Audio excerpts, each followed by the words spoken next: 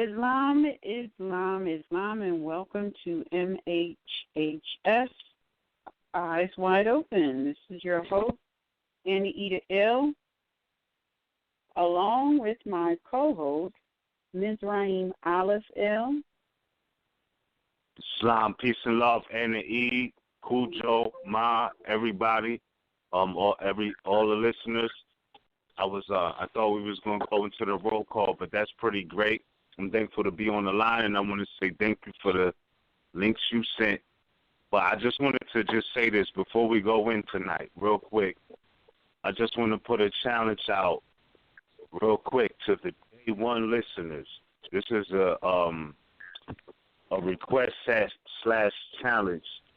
So I'm talking to MHHS. I'm talking about what? We started 2013. So we going on 5 years in and whatnot. But I would say if anybody who is listening now, who's been listening since day one, if you can remember the Tuesday broadcast that we did where I was talking about my experience with the Mantis. I know there's a few people who do remember, but if y'all could pull that file, pull that archive, and, inform us of that, I definitely will compensate your endeavors, nothing crazy. But I would like to offer 100 notes to anybody who could go back and pull that file when I was going in on the Mantis, because that's something that I would like to be able to ameliorate, just for the record. But besides that, I want to say I'm glad to be here tonight, Anna E, and we in here. Peace to you, the listeners that are new, day one listeners, since we started this, and everybody who's here now, Mama, Kujo, everybody. So with that, I say salute. Salutations, Islam, peace and love.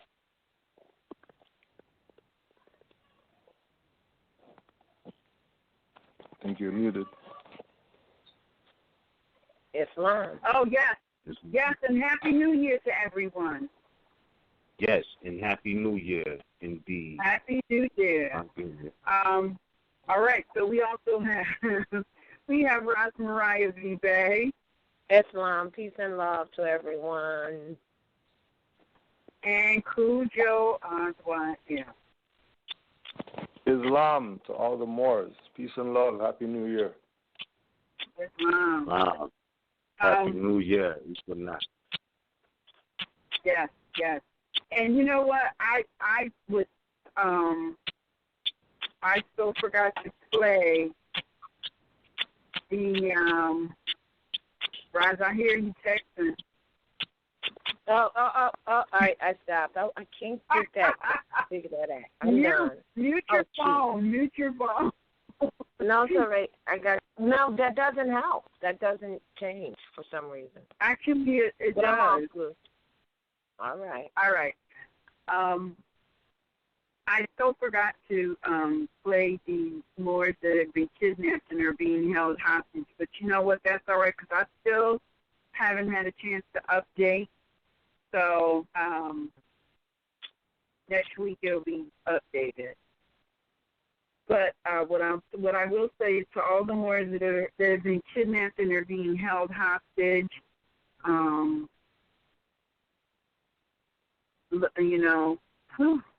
what can I say? You're in my thoughts. Always, constantly, you're in my thoughts, and I'm constantly sending positive energy. So with that, let's get into our broadcast, and let's see. Big shout out. Hold on. My fault. Let me just be really clear, real quick, just for the record. I guess I just received the text, and I guess it's not cool to put the notes attached to it because there might be many people who find it. So all I'm saying is the first person that lets me know, just like You got your radio station. You got to be the 9th caller specific. Like, if you're not the first person to let me know, I'm sorry. Like, it's good that you went back. But I'm talking about the first person that lets me know. Right. You could Gmail me specifically at mantisviews29@gmail.com. I will receive that faster than any other mode of communication. So, no. All right. If people come up, I'm sorry. You did your research. I'm just saying the first person that lets me know. That's all I'm saying. So, all right. yeah. Clear that up. Excuse me? All righty. I said, right, yeah, clear that. Make that clear. All right. To our internet listeners, the chat room is open. Big shout out to our family listening all around the world, to the family listening near the various corporate constructs, Great Britain, Japan, South Africa, Netherlands, the Philippines, Bangladesh, Panama, Barbados, Jamaica, Trinidad, Tobago, Cuba, Mexico, Venezuela, Brazil, and to family we have yet to connect with. Peace and love, and thank you so much for joining and listening, participating. Big shout out to our family calling in every Tuesday, pulling up the phone lines before the broadcast even begins. Thank you very much for that, for participating, lending us your energy, participating and sharing information. Peace and love, and thank you so much for that. Title, Nationality, the Moorish Nation, Morocco, and Moorish Science. It is not about how you feel or what you want to do. It is not about what you like or dislike. It is not about temper tantrums. It is about family. It is about unity. It is about science. Emphasis on the science. Wake up and get over it. It is not all about you. It is so much more than your vision, and make the necessary corrections and adjustments to self. Now, the reason that we thought it might be appropriate to have a conversation about this with great emphasis on the science is because of some of the name corrections that and requests for national identification cards and appellations that people are picking. That, and I'm not trying to insult anybody or anybody's intelligence, but you have to keep in the front of your mind that this is not personal. This is all about science. If you go back into our history, you will see that we never did anything based on how I feel or what I like, or this is my preference, or this is what I've been going with for years. Everything that we did was based on science, everything. And we have some remnants of family around the world who to this very day do not make a move. 5 titles, these 5 titles represent one family. For North America, that title is ill or day. There is no ill-bay title. There is no bay-ill title. It is ill or day. Not about how you feel. It is not about what you have been using for years. All right? If you've been using something for years and you find out that it was not in your best interest from a scientific perspective, you're obligated to make adjustments and corrections And if you don't, then you're calling a negative energy to yourself. This is a sign. And you will find yourself in multiple situations if you think this is about how you feel and what you want. This is not personal. I want people to get it clear in their mind. This is a science.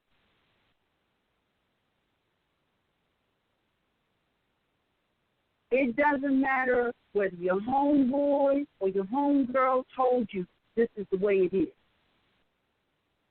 That your homegirl, your homeboy is not science. Doesn't matter if your grand sheet is doing it or told you.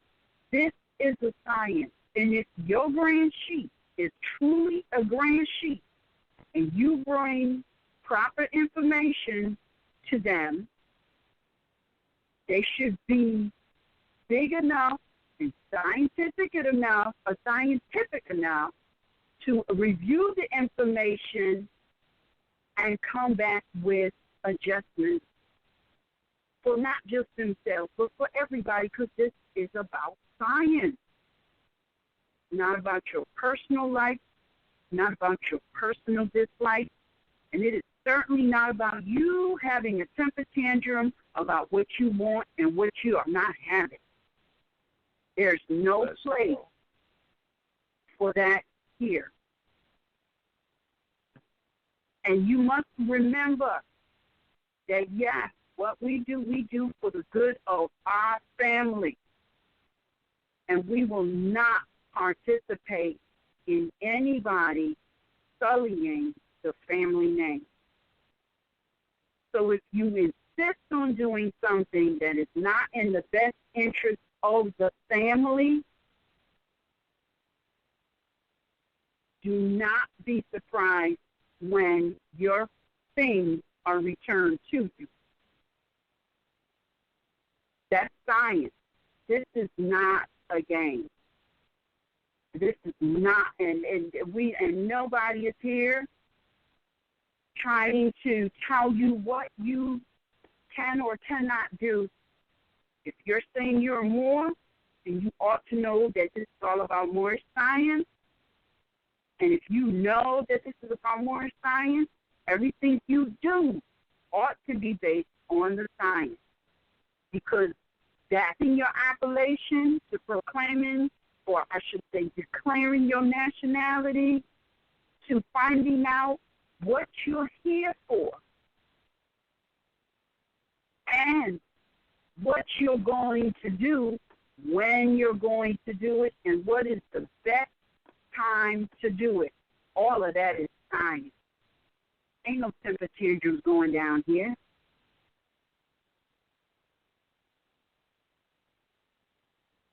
That's why the books are written. Astrology books. That is your guide. That is what is supposed to help you find yourself. And if you are busy about having temper tantrums, you certainly have not taken the necessary time to find yourself, because you will find yourself in the science, which is Moorish science, which is the spinning of that wheel. It's nothing else. Some of you already have Moorish appellations that you're trying to throw away with zero research.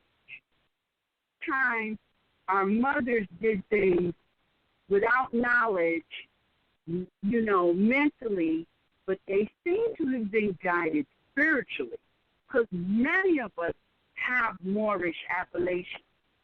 Yet our mothers appear to have been unconscious. So don't throw it all away. Research everything. That is your obligation, because nothing is by accident. Everything has a purpose, and everything has a grain of truth in it. That's why the prophet said, study, study, study. He also said, don't throw them names away. you do the appropriate research, you will find that everything is a derivative of Moorish Latin. And it goes so much more deeper than what you see on the surface. But it's your obligation to go and do the appropriate research. Nobody has time to do it for you because we're all trying to find ourselves. We do these broadcasts and we're giving you information, but these information that we're bringing because we're looking to find ourselves and improve ourselves, and so we share what we find. Everybody is on the same path, moving in the same direction, may not all be at the same place,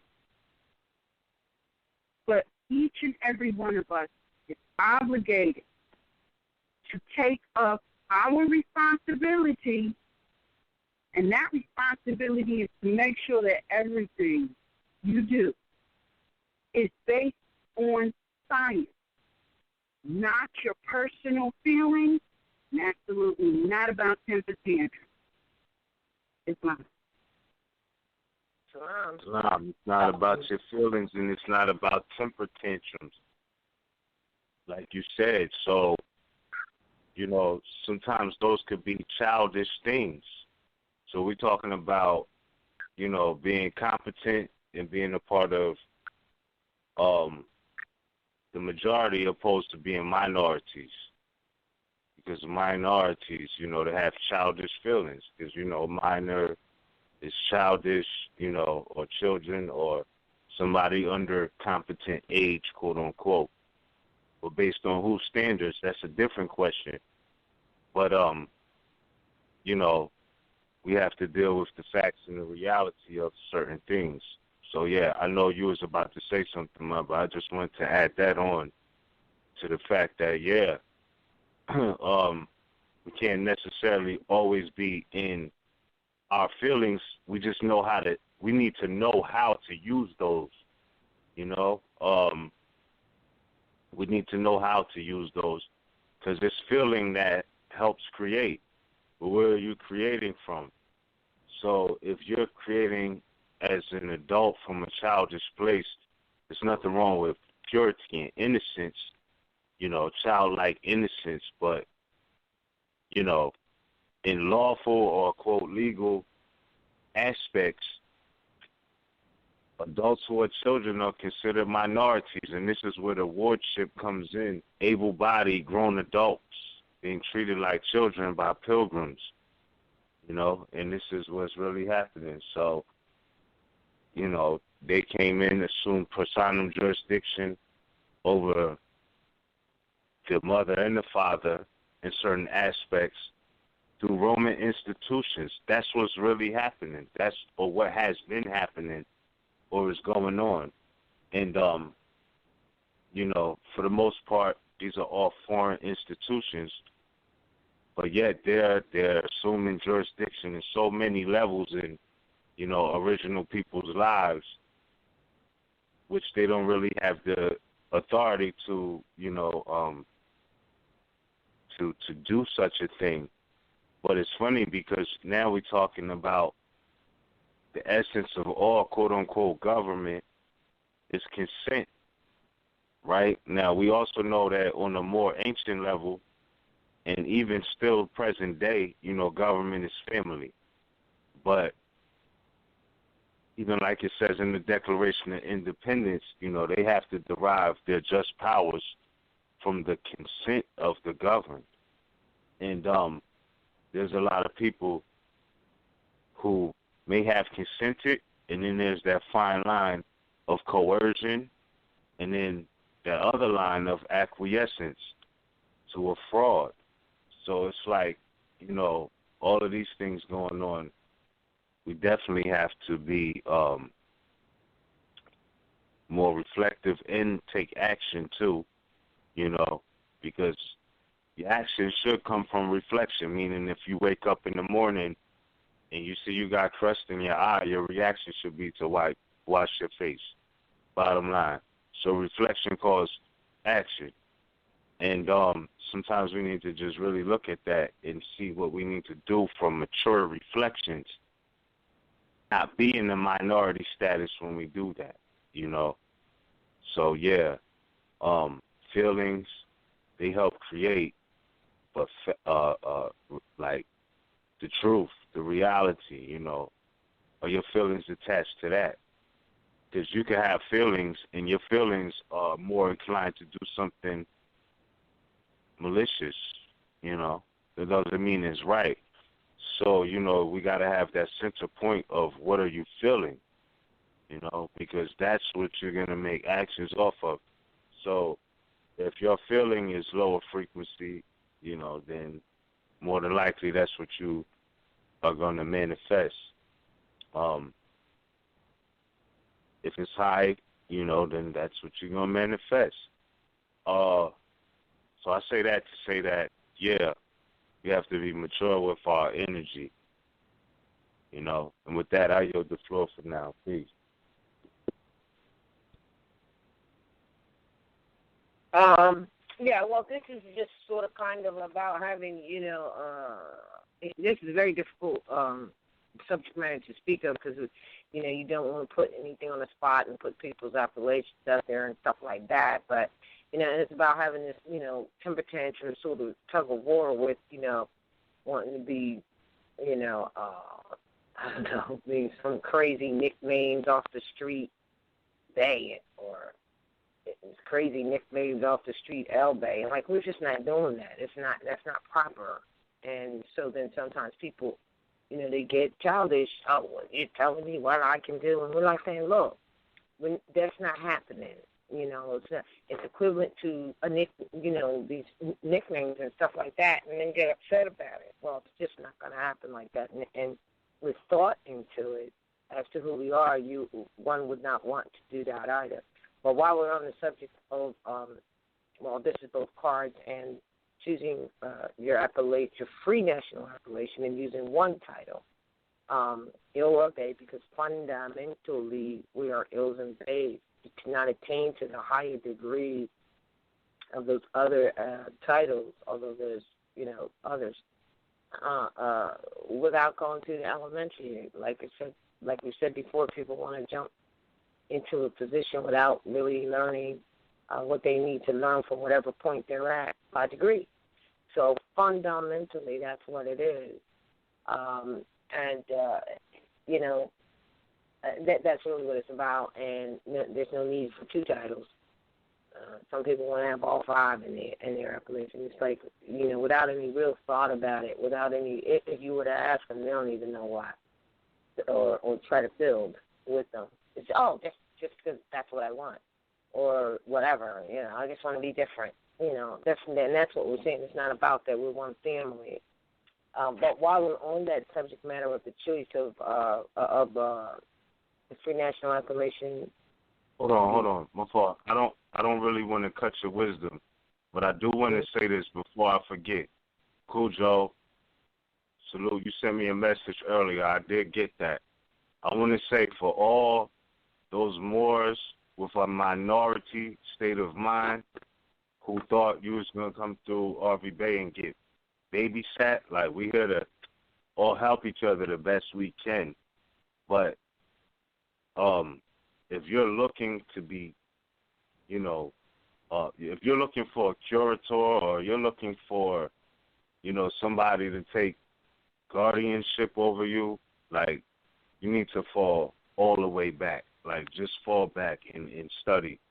Because, like, yeah, we help through many different ramifications. But kick rocks if you was looking for a guardian. Bottom line. That's all. I just wanted to say that before you continue. That falls under the, you know, the study. And, you know, kick rocks with no shoes on. Huh? I said they could kick rocks with no shoes on. Oh, with no shoes. Okay. But that falls under the. I don't know. Did I?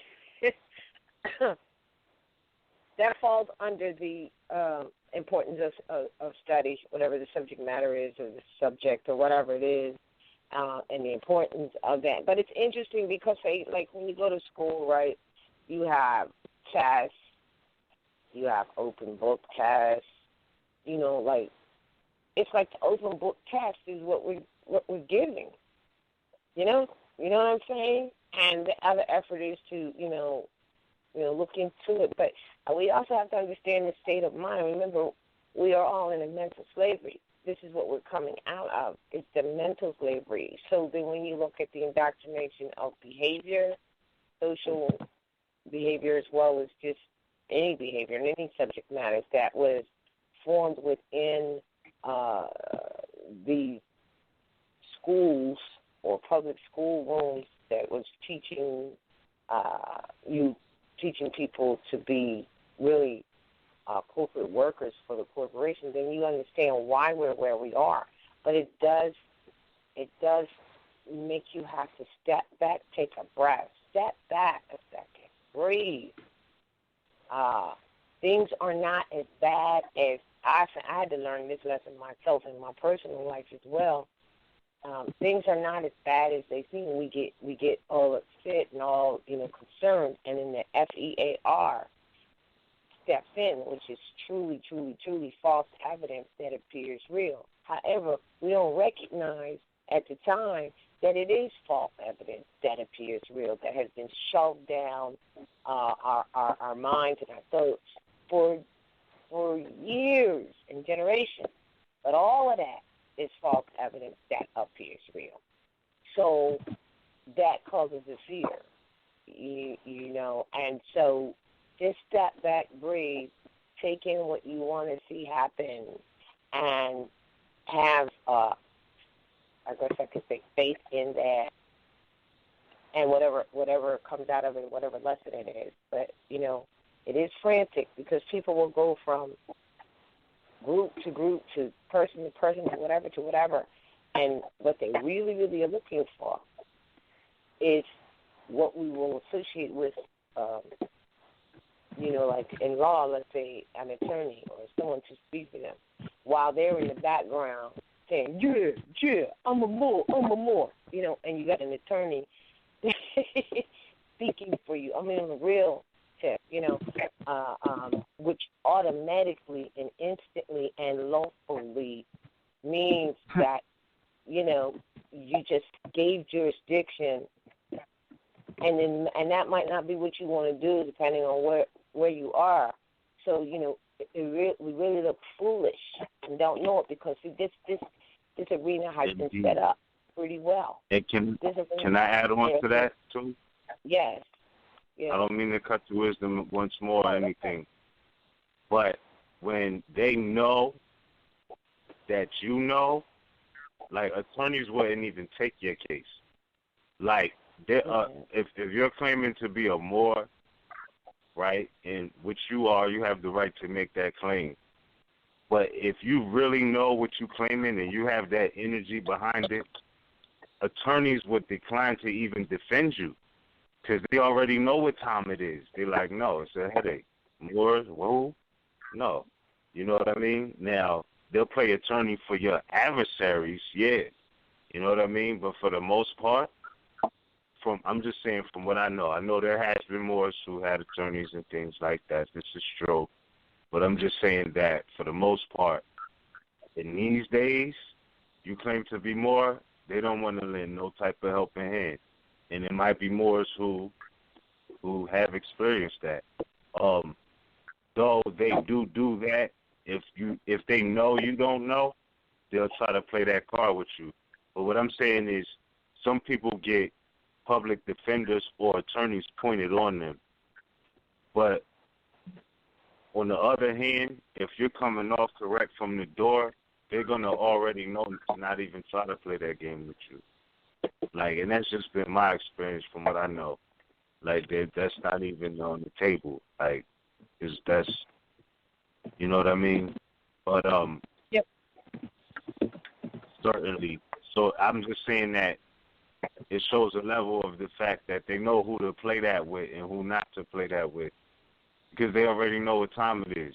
If you declared your nationality and things like that, now if you haven't, then, you know. But if you did, they're going to look, they're going to check records and all of these things, and you're like, oh, no, we can't pull one on him. We got to do it like this, or her, or whoever, you know. But pardon me, yes, please continue. Yeah. Right. I was just using it as an analogy, though, of reflection of ourselves is what I was saying. But then again, if we have FEAR, false evidence that appears real, which is what we all have been indoctrinated to, then we cannot see past what's being said, or through it, or even it. Period. Because that's when that adrenaline of fear comes in. Because, as I said, this thing they've done is well mapped out for them. You know, they're showing, you know, and trying to get as much as they can before their fall. And this is what we have to recognize, is that we really kind of like take a breath. We need to sit back and just wait for their fall, because it's coming.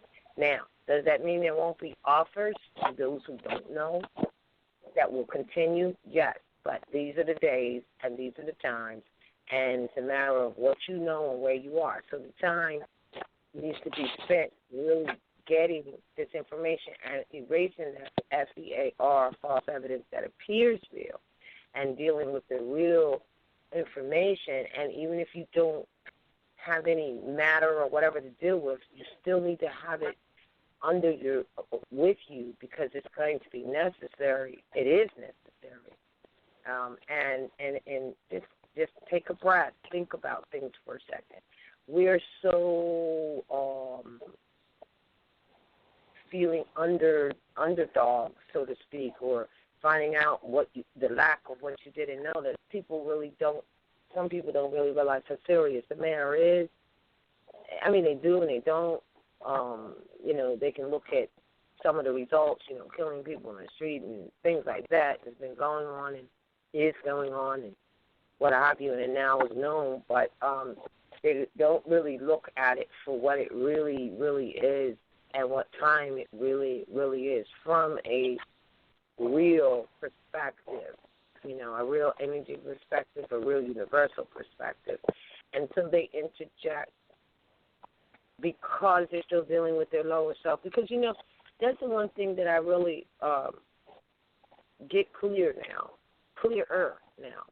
And you can't even see. Here's what I found: when you're reading some of the information, particularly and especially that Prophet Noor Ali left for us as our guide, and as the information that he left, and instructions, directives, thoughts, things like that.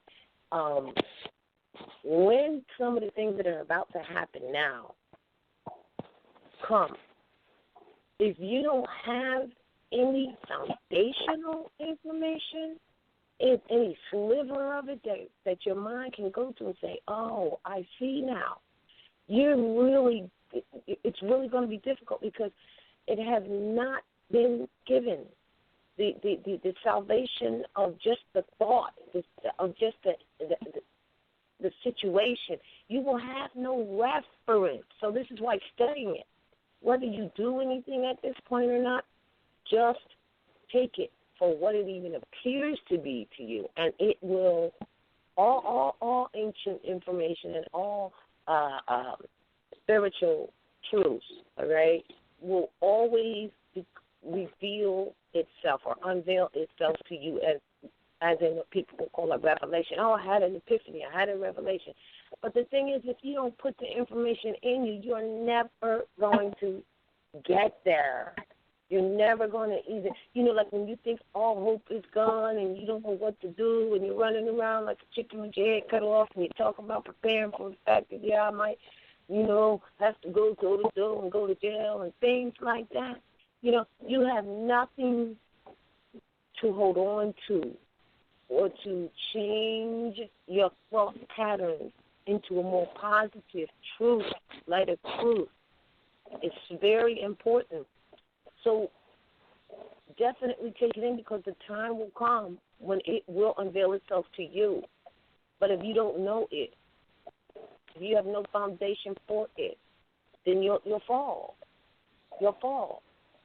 So, but as we're talking about these situations, I just wanted to add, too, for those who are listening and for those who are listening to tell the others, as far as cards go, I have a lot of card applications here where people did not give the email or the email.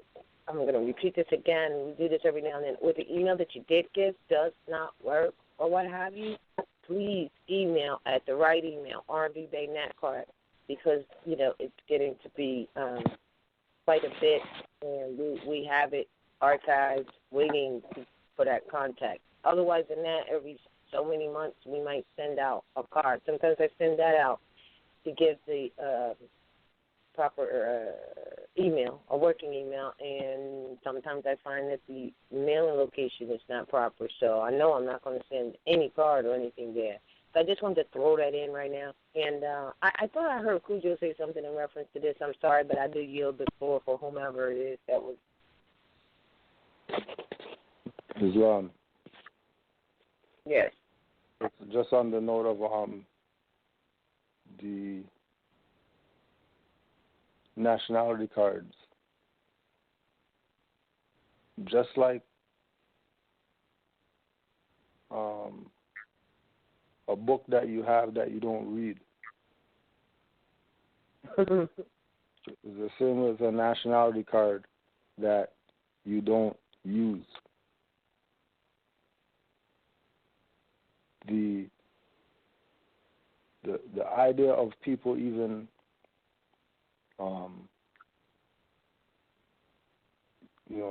like getting in their feelings is due to them not recognizing what they have. Mhm. Because if they really knew what they had, they would humble those feelings. Like, plain and simple. Say that again? The people would humble the feelings if they knew what they had. But the only reason people don't know what they have is because they're straying from the foundation. Mm-hmm. Like we were talking about in class today.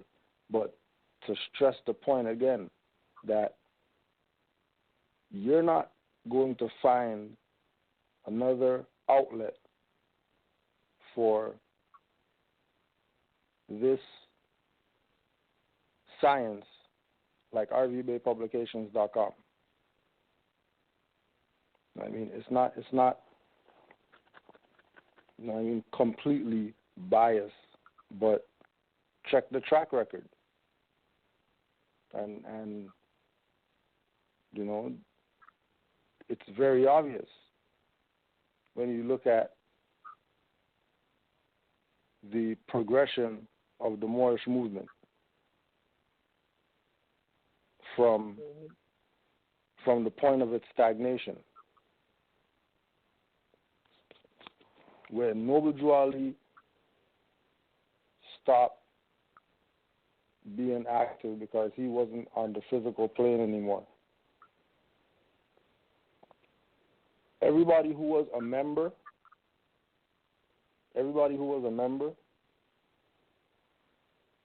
was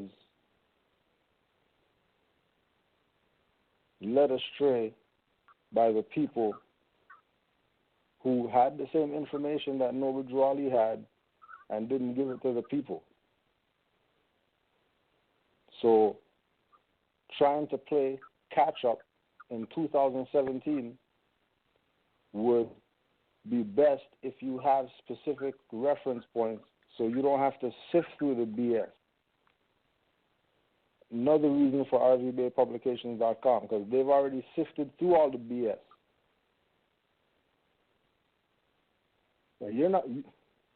If you go to that site and you study from that site,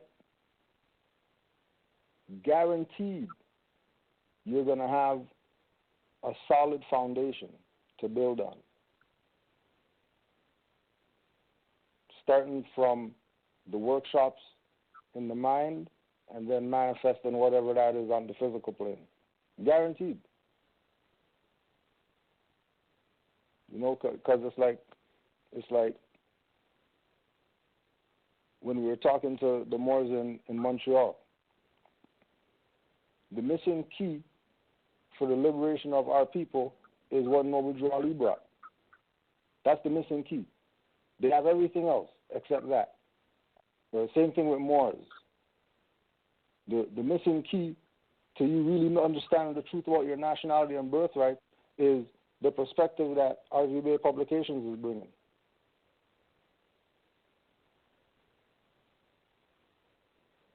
And there's no, like, if you go any other option, you're playing yourself, because any other option's track record is shorter than RVBey Publications' track record.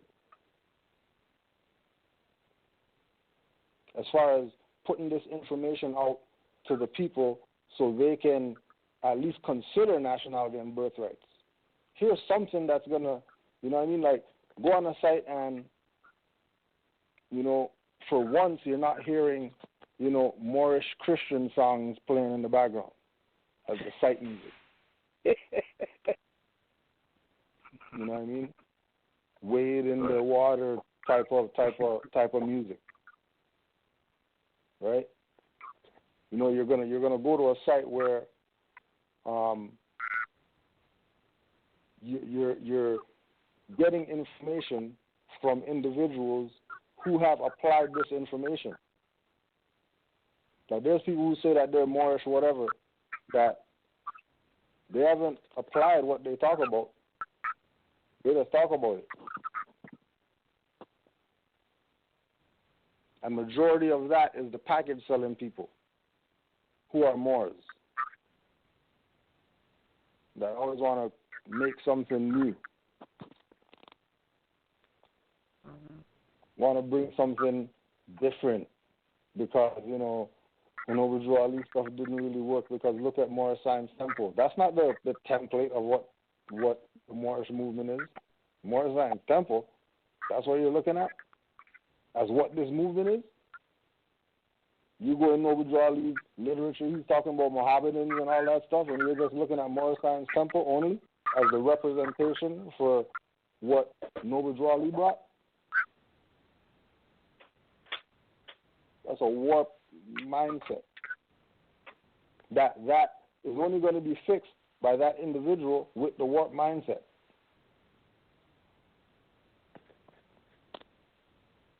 Because, like, you know, you lead a horse to water, but you're not going to make a horse drink anything until the horse is ready to drink. And people have their own purpose of why they're here.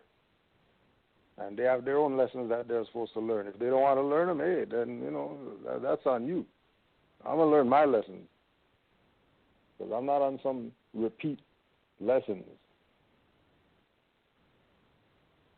Because the punishment's going to be worse the second time. You think you would have got something if you messed up? You know what I mean? Like, you would have wished you would have messed up the first time. So the second time is going to be double the judgment. And all because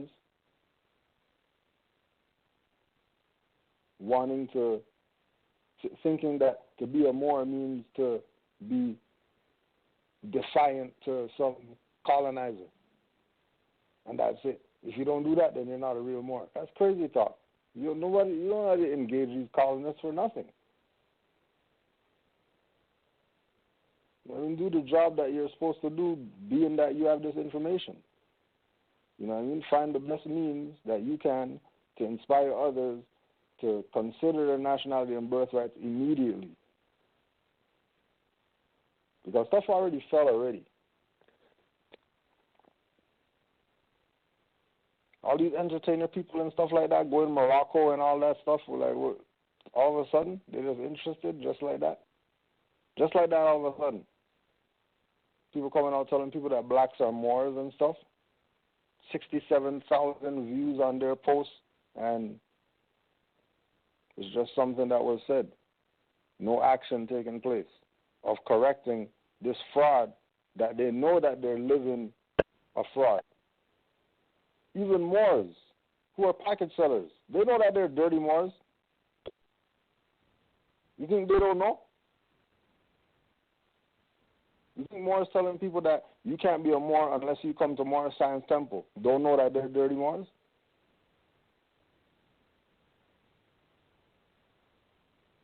Crazy. People who are going to talk about, RVBey is BS or whatever. Don't go there. But their nationality card came through there. But they're not denouncing that though, right? Because then they're going to play the game. Well, the card didn't come from RVBey because it doesn't say that on the card and whatever. Okay, you guys play stupid. Keep playing stupid. Because trust that nature is not playing with people right now. No. Right? Nature's not playing with people right now. You can play around if you want, but nature's not playing with you if you're not dealing with certain things. That's right. Right? As soon as you go against one of those 5 principles, St. Noble Draw is just some guy that came to teach some black people stuff, all right. Well, you go against love, see what happens. Just test it out for yourself. Small scale, because remember, everything that you do that's negative, the opposite, you know what I mean? So don't do something crazy and expect some small return. But violate love and see what happens. Violate truth, see what happens. Violate peace. Violate freedom. Violate justice. Well, don't violate justice, because that one there, you might not come back. But use the practice of violating the first 4 to know that you don't want justice to catch you. So do everything in your power that, when you get to justice, you and justice are chill. You and justice have a healthy relationship.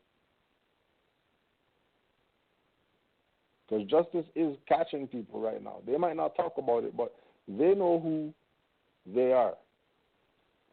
That are going through all this BS that they don't know. How come? Why is this happening to me and all this stuff? Bet you didn't check your horoscope in the past 5 days or whatever. So you don't even know what's coming. Wow. And again, you know what I mean? If you really wanted to know, you would be at RVBeypublications.com and our astrology part right there, and then click that, and then you get some stuff to get you on your way. Because, you're not going to fix it all, but, we can fix enough in this lifetime that, we can change this vibration, which, that's already happening. The vibration is changing. People are waking up. Like we say, entertainer people are coming out. We got NBA, ex-NBA people coming and speaking at Moorish Science Temple platform talking about their Moors. People still think this is jokes. They can. That's up to them. But, again, the ark has left the dock. So whoever can swim, good. Whoever can't swim, sorry for you. Nothing personal. But, so I yield the floor on that. Islam.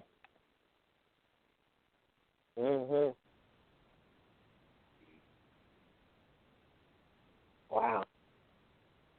That says it.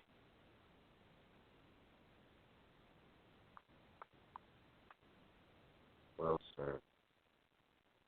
Yeah, definitely. Can you hear me? Yeah, it's about that. Oh, okay. Now I have feedback on my phone. I have a phone. That was well said. Well done. You're right. It's that time.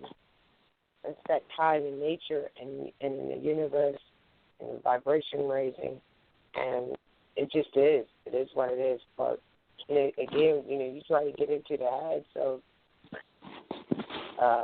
how someone may be not what they're thinking, but how they may be thinking based on the psychology of it or the social engineering and what it has caused. So we keep telling you, this is at least the road they go down. But I really thought that packages were done. I'm going to be honest, because I remember, heck, I've been in this for like 17 years. I thought people realized that that's not happening. But just like we talked about, I think it was Aunt Eden. I'm not sure. I've been on so many broadcasts this past few days, but you know, it's like as soon as we get to the point where people are getting that they need to proclaim, even though the prophet said it before, there's those out there that are saying, no, you know, don't do that. Tell them you're gonna, you know, do some other corporate thing like birth certificate redemption and all this other stuff, you know, and that went on a rise to do that, and I realized that it was a paling against the right thing to do in terms of lawful notice, and then start being who you say you are. It was a pale against that between let's, you know, do some other stuff with jurisdiction still, you know, involved, but with the wrong jurisdiction still being tied to you. So yeah, you're right. There's divisionists, always have been, but that's why the prophet made that statement. And that is, be careful. Some of your own will put you back into slavery. So, but again, I go back to say that those who are interested or taking going down this road of recognizing their nationality, their birthright, and all the lies and things like you said that they know now has been told, if you do not read some of the fundamental works, you will be totally lost. You will not even recognize what's going on. And I think that and like the prophecies, which are very much alive today and happening, but if you have not, if you don't know anything about it, you will not be able to stop on the dime. You will not be able to see that what is being presented to you by one, even though they might look like you will not be able to see that. That is what's being presented, the falsehood. You will not be able to see it, and it'll put your head into another spin somewhere, and then you're feeling all confused, and then you act like it's someone else's responsibility to straighten you out in that respect when we've already done it. Or attempted to do it as best we can. It's already there. So it's because of the lack of that study, of that information, and definitely, again, as I say, the foundational work that the prophet did and warned us out. I mean, just read Divine Warning for the Nation. Read his work. And then see if what's happening with you that you're experiencing, if you can find it somewhere in that work, because you will. Rather than going crazy and then talking about, these lords over here, I get it, it's, we just want to know how long is car going to be because, we've been duped by other websites. I'm not going to get into all that, but I'm just things like that. No pre-information, no study. Like, we're not just a website. We're not, like you said, seeing what you have. And not saying it. So if you don't have the fundamentals, give it. It's due just to at least read it, because you'll find that then you will not be put into a headspin when one of these unjust things happen or one of these underhanded things go down. You won't even know which way to go because you don't have the warnings and you don't have anything, which are the prophecies, and you don't have any of the information or the foundation to even know fundamental stuff regarding nationality and birthrights, because the prophet said, come and hear the truth about your nationality and your birthright. Well, at least go listen to it. And, and then you won't be having your head spinning around and then think everybody else is responsible for the fact that you won't sit down and partake in the subject matter in which you say you are interested in.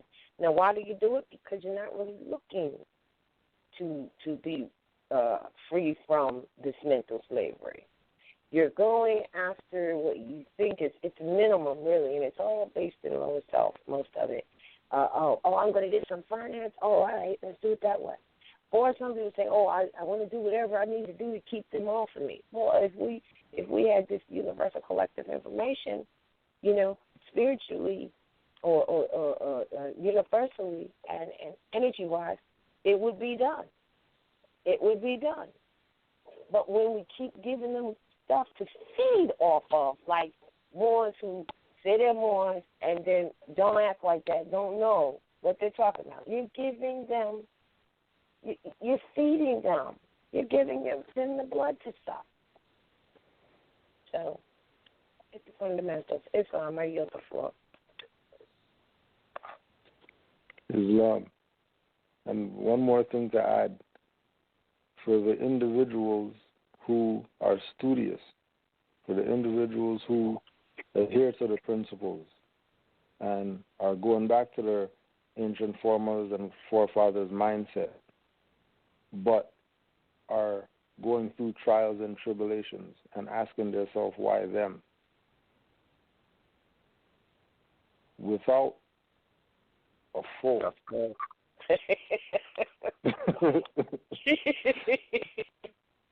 So don't worry. don't even penetrate what they're trying to do to tear you down or to get you off of where you've been going. Because in these trials and tribulations that you're having, I guarantee that you've had experiences to let you know that this is real. Like to let you know that your nationality and birthrights really is known by these people. Like they really sent me back correspondence with RVBey on it and all that. There's going to be experiences to prove to you that it's real. To prove to you that you should have faith. That you're supposed to waver. Even if it's one experience, you had one, where a dude just ran up on you. Are you a Moor? Some European. You don't know from nobody. Right? And you said, yeah, and you turned around, and then you turned back, and nobody was there. Not the So don't look at the trials and tribulations, from that place where we logically should look at it. You know what I mean? Like, they're violating us. Like, what? You know what I mean? We can't be happy when they're violating us, but without a foe. This is why Noble Drew Ali said, we honor all true and divine prophets, because all of them have some message about you're going to be tested. Talk about you're going to be on the truth and you're going to stand up for truth and all that stuff, or you're going to be tested. Don't think you're just going to slide when you're talking about some truth. And as Moorish Americans, like we have that truth. Like we have the truth, the only truth that there is for people to have. And majority of people have this truth, which is again why he laid out all the prophets. So when you check all of them, they got some nation that they're backing. They're not standing there as some black guys. They have a nation that they're backing. They have customs that they've been following since, ancient times. Yep. They got things that they follow that are ancient, that they still do today. Why? Because they're following the same stuff Noble Drew Ali told these Moors about honor your foremothers and forefathers. Yep. You know what I mean? Because those are the shoulders that you're standing on. So, have a little bit of, you're standing on a dude, like, have a little bit of self-respect or whatever. want to put all your load on a brother or a sister. You know, take some load yourself. You know, again, which goes back again to the whole thing with the cards and all that stuff. You know what I mean? Like, you know, you can't make. You're gonna have little issues. You know what I mean? You're gonna have backlog. You know what I mean? Because that's how crazy it is right now. People waking up. Mhm. Mhm. Yeah. You know what I mean? Like that is how accelerated this movement is going right now. Well, what prophecy does that remind you of? The one where he said you're going to need 16 secretaries? Right. And you can't really get one? Right. Because trust me, as soon as you got 16, then you need 32. Well, yeah. And we're not saying that to link any, you know, no complaint. We're just saying this is the real deal. This is the real. This is, you know, like you're saying, this is real. Yeah. You know, and another thing too, like, you know, because with the people with the tribulations and stuff, know that they're gonna try you. You know, same thing like when, you know, the Negro black colored people, and then, you know, they play their little slave caricature stuff. They always got us like the monkey and all that stuff, and you know what I mean. But then, you know, they get us to diss ourselves because monkey's one of the most intelligent animals. What are they really saying?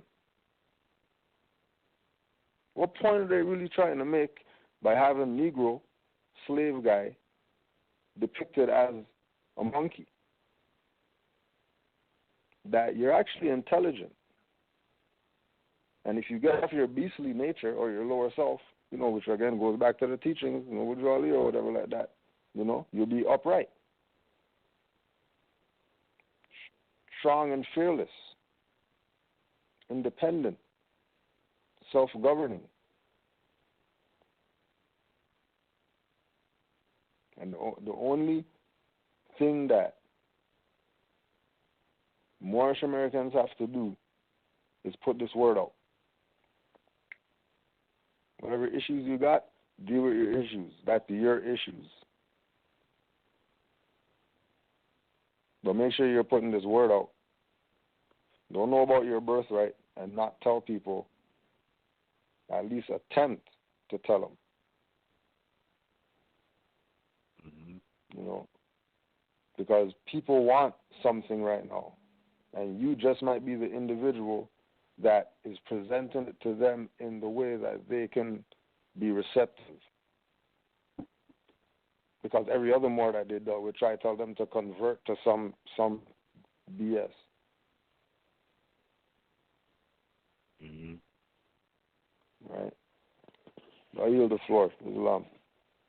And I wanted to say, too, since we were talking on this, and I think we mentioned it before, and it's just like you said, we're being active and loyal information and stuff, and then people will take that, and we've seen them even with cards, and put out a card, and do a little 10-minute YouTube thing, say, yeah, you know, does your card have this on it? It's got a barcode, which means, you know, and things like this is like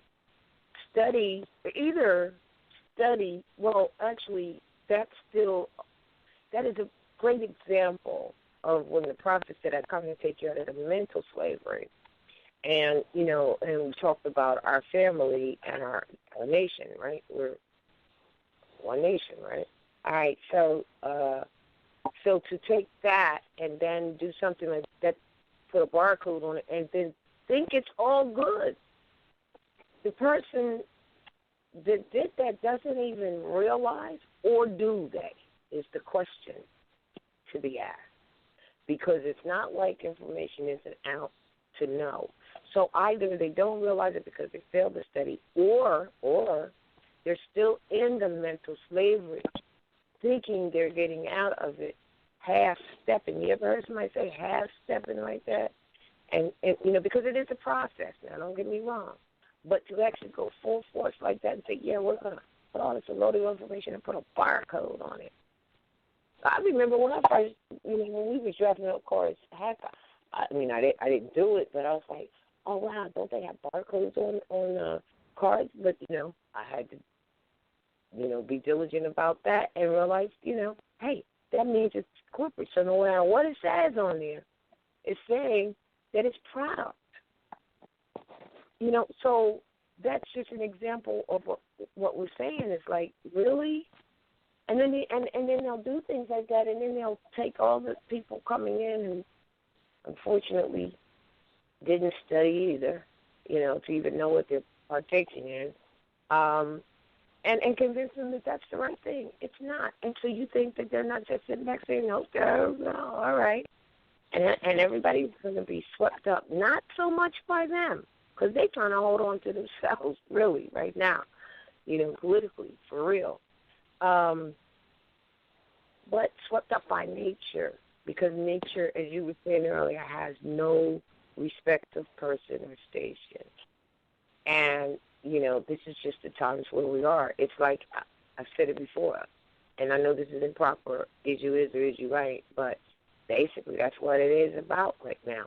And even if you're saying, well, I'm not fully, versed yet, that's fine. As long as you're going down that road, you're going to get there. But if you veer off on some other roads, that would be your journey and your lesson. But, at least go in that direction and start, studying, because the truth is that you can only be what you know, period. And a lot of this stuff is already in us, in our DNA, but it has been suppressed by, the indoctrination, and it's been suppressed by the social engineering, and it's been suppressed by all the people around you who act out in their lower self. That's it. So it's time for, to really look into what it is that you're doing and need to do. Islam, I yield the floor.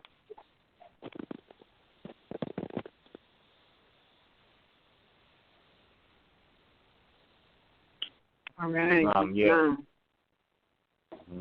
Go ahead. No, I was just going to say it's interesting that everything that was mentioned because someone left a comment, and I found the comment to be actually pretty accurate. And they were saying how if we don't go back to the mind state of our ancestors, the fact that we don't do that could get us all killed. You know what I mean? I don't want to say all, but it could get people killed. Literally. Yeah. Metaphysically. Dishonor. Yeah. Literally and metaphysically, too. You know what I mean? So, yeah. That's imperative for sure. Well, that's why the Prophet said if you're the only one, be the only one, because that also connects to the fact that you can't really be around other people. It's unfortunate, you spread the word or whatever, but if you can't convince them they're not Negro, colored, and black, which I think I think we're past that phase, but then keep it moving.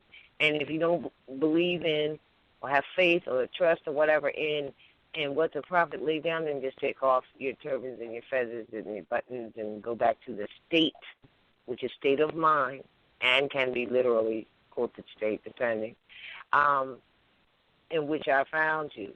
You know what I'm saying? So it's dangerous. It can be dangerous times, and these are times of separation, in a way. It's unity, but it's separation at the same time, because those who are not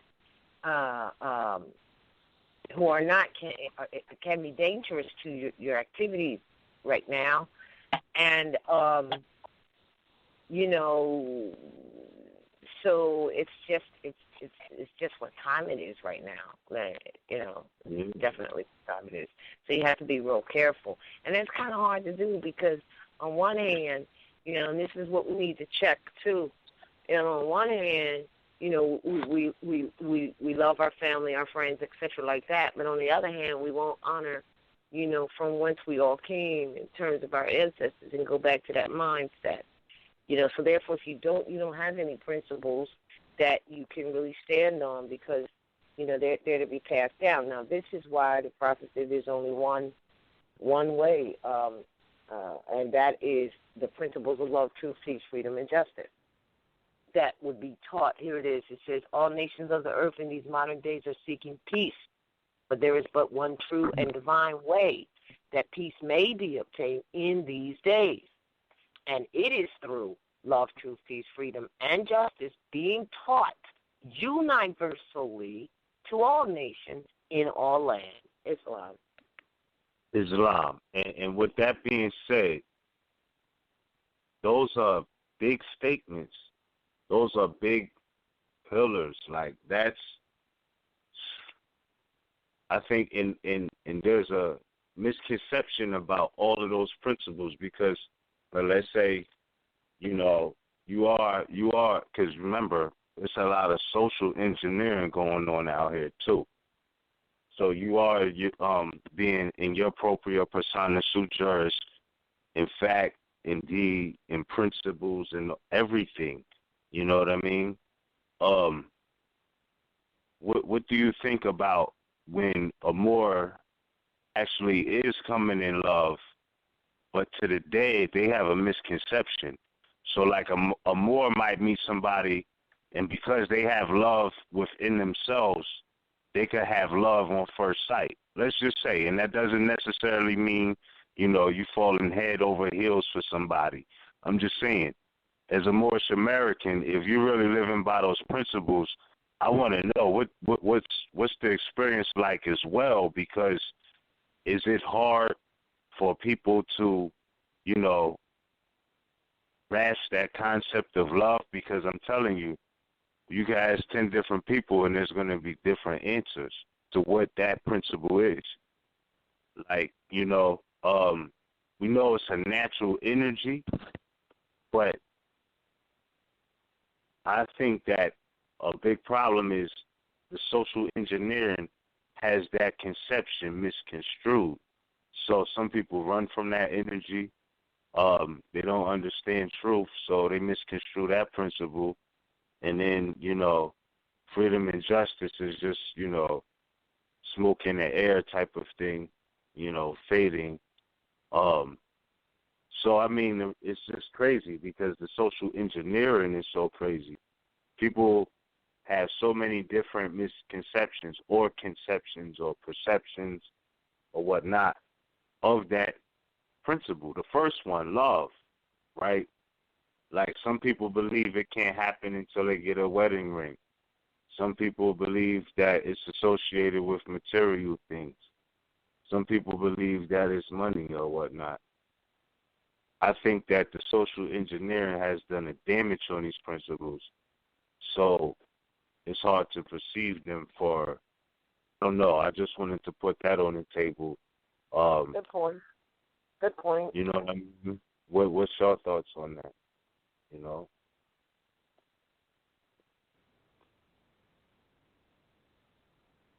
Well, that's a good point. That is certainly the social engineering, and has a great part to do with the inability to recognize, what the principles really are and or to exercise them. So, but that's what the whole teachings are about, or should be about on the matter, and what the prophet also brought for it to be about. So, that's what's missing.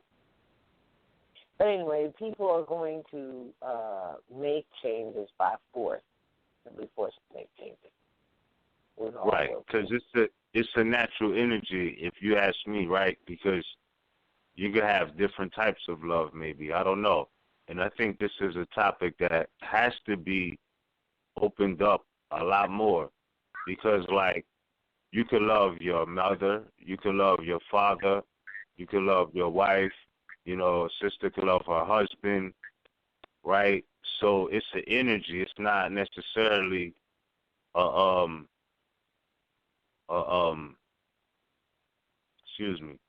a particular thing that's going to come from a document. And pardon me, I just got thrown off from a text. But yeah, for sure. So there's different elements of, quote, love, right? Platonic and other things and all of these different types. So they say. I don't know. But I think it's a subject that as Moors, like, it's one that I think should be opened up more. Because I'm like, all of these other things, truth, peace, freedom, justice. There's many examples of this, and there's many examples of love. I would say, speaking strictly from the principles that Noble Drew Ali laid out. That's the only principles I'm speaking from specifically on that element. So they have so many misconceptions of that, the aspects of drama, trauma, and all types of other things being attached to that, You see it on TV with the different types of episodes and shows that are wretched, all of these things that the social engineering runs so deep, like with all of these things that are going on, attacking these principles. So there's an attack on love. There's an attack on truth. Example, pilgrims get up there and say they're American. There's an attack on peace when they're violating people's Fourth Amendment rights. There's an attack on freedom when they're kidnapping people. And there's an attack on justice when they're violating due process of law and not respecting international law. So all I'm saying is that all of those 5 pillars need to be thoroughly examined for a higher elevation and liberation. And with that, I yield the floor, Islam.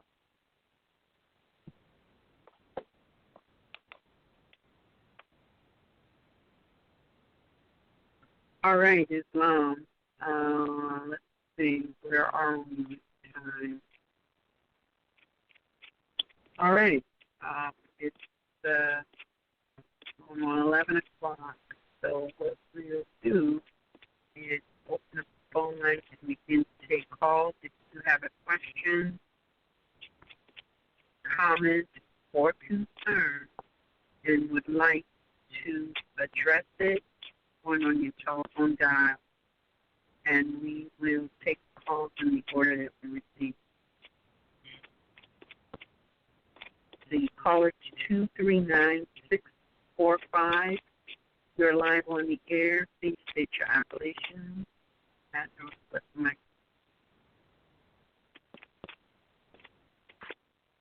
Hello? Yes. Islam. This is Kosi Trail. Domicile in Florida Territory.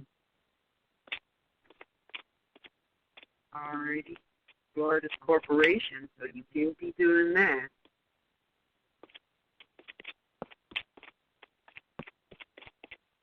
Hello? Yeah. Your question, sir? Yes. Yes, I just had a question. The brother was speaking about the principles. I'm not sure if this is a sidetrack or not, but I just wanted to know, when it comes to international traveling, to the airports and stuff, I wanted to know, like, do you guys, any of you have an experience with that? As far as using your nationality card, or like, how did the whole process go? What was it? Could you repeat the question again? I wanted to add a concern regarding to when us as Moors, when using our nationality card, rights to travel. I wanted to know if any of you had an experience as far as internationally traveling. I haven't done. I know other people who have traveled on planes to Europe. Did it all the time. For years now, and others who have gone and traveled across what they call the fictitious borders to South America, which is really the American land. It's a matter of you handling your affairs.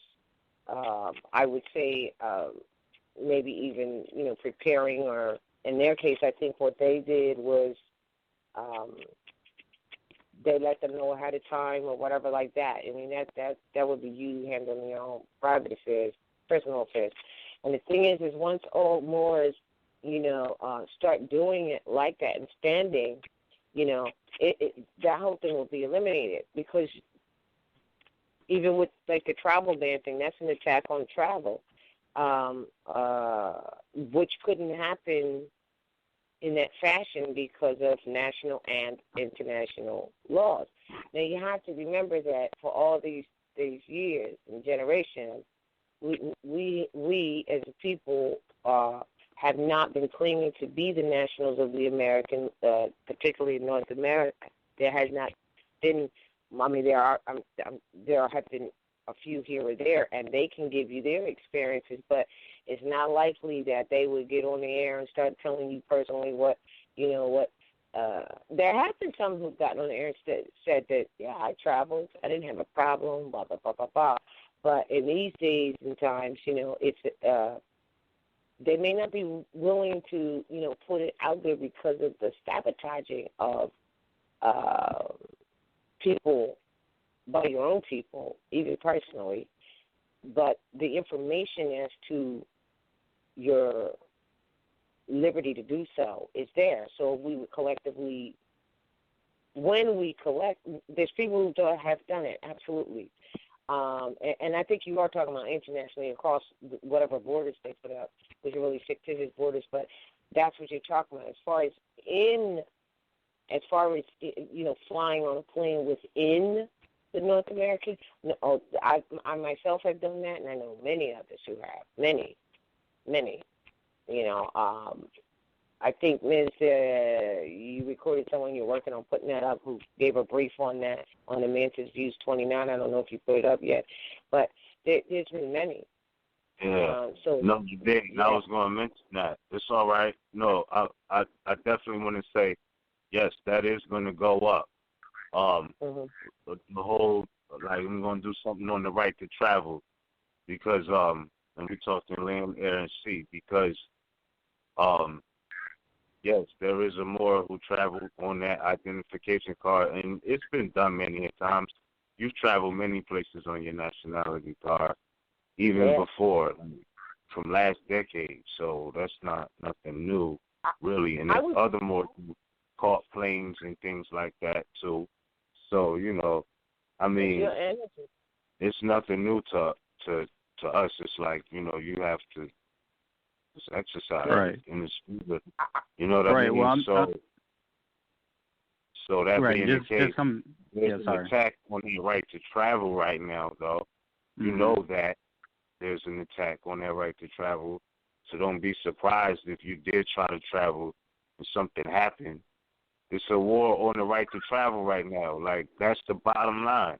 Like, you have that right, but don't act like you don't know what's going on as far as what could possibly happen. And that's all we're saying. Like, it's not that it doesn't work. It does. But today, it's a new year, as we're speaking right now. The law don't change. I'm just saying that there's some funny stuff that's going on, and there's some battles going on with that travel ban. I know they just rejected something about Trump's travel ban, but there's some funny stuff going on right now, so be cautious.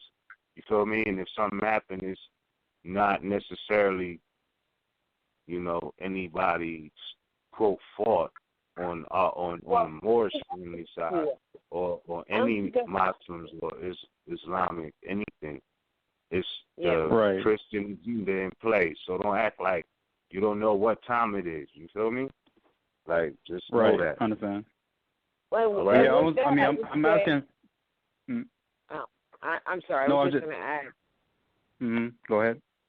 With that, I would say if you haven't attempted to use your national card on your national ancestral state that you domicile, first, I wouldn't make the first thing that I do to try to stand behind it going,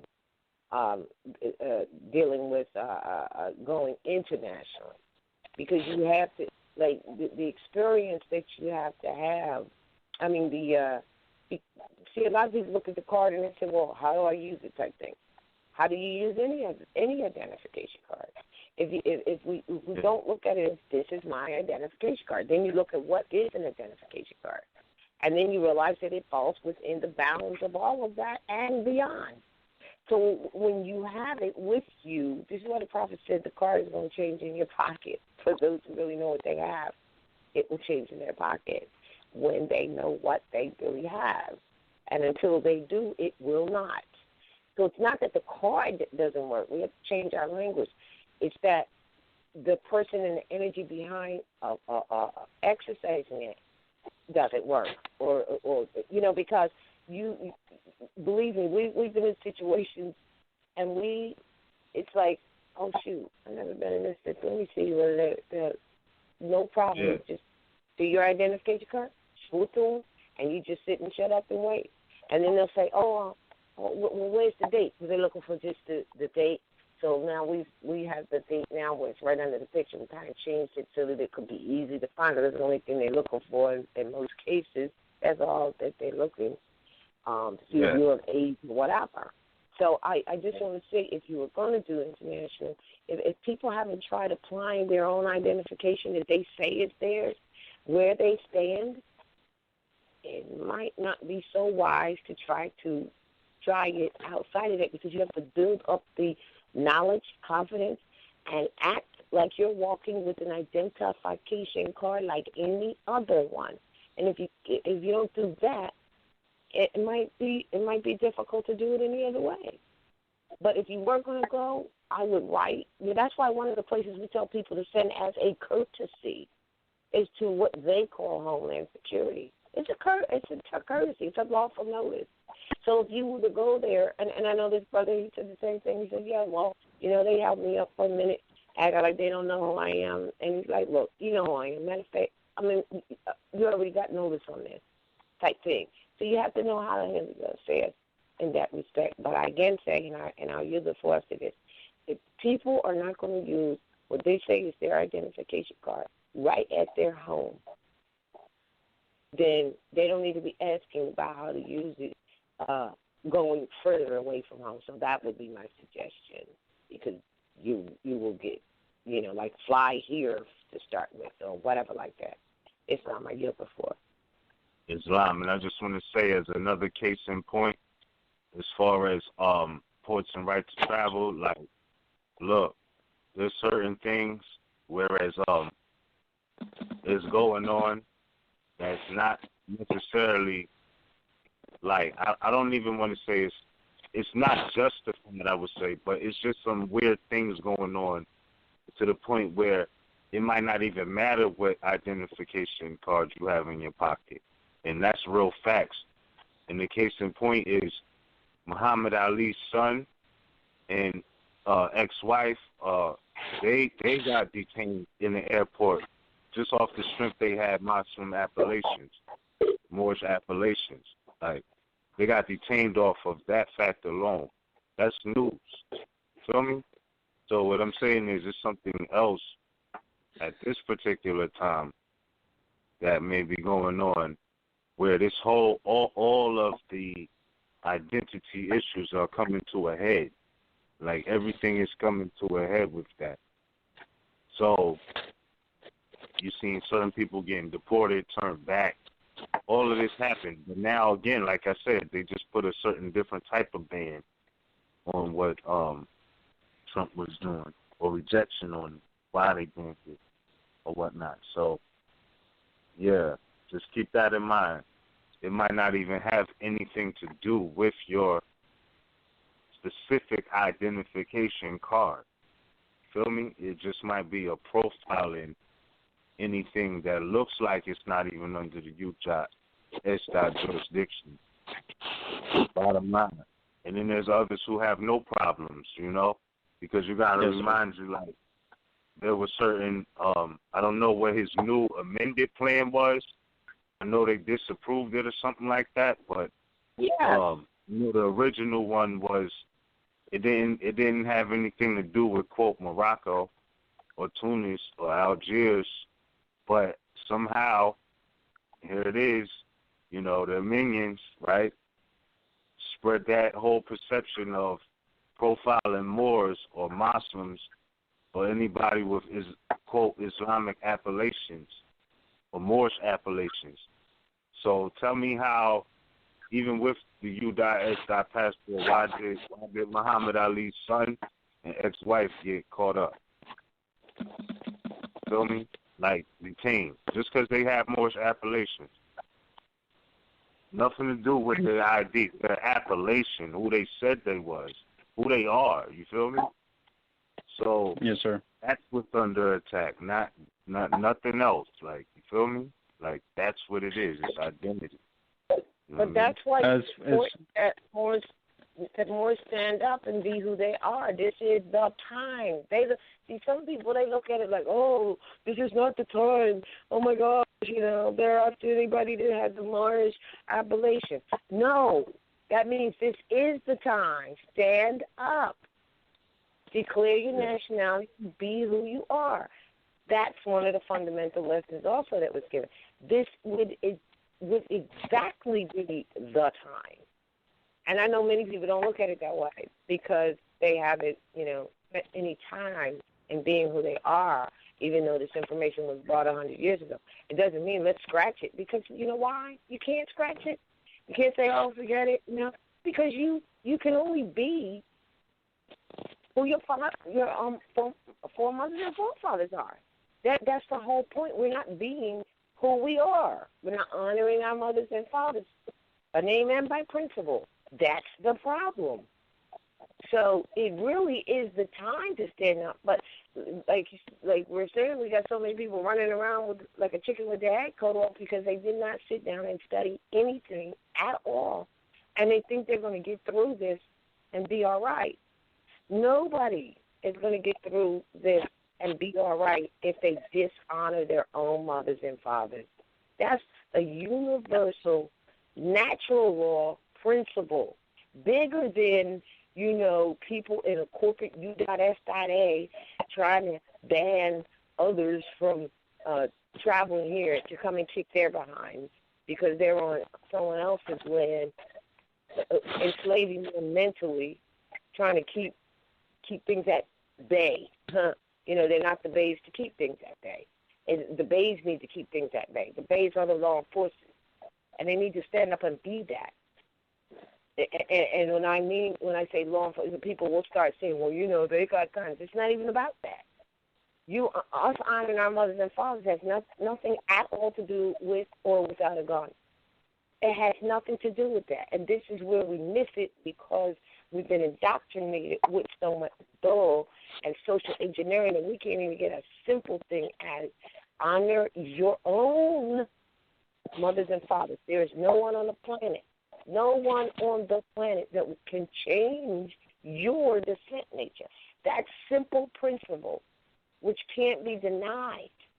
We're having a hard time just getting there, and if we can't get there, then we can't get nowhere else. It's not going to happen.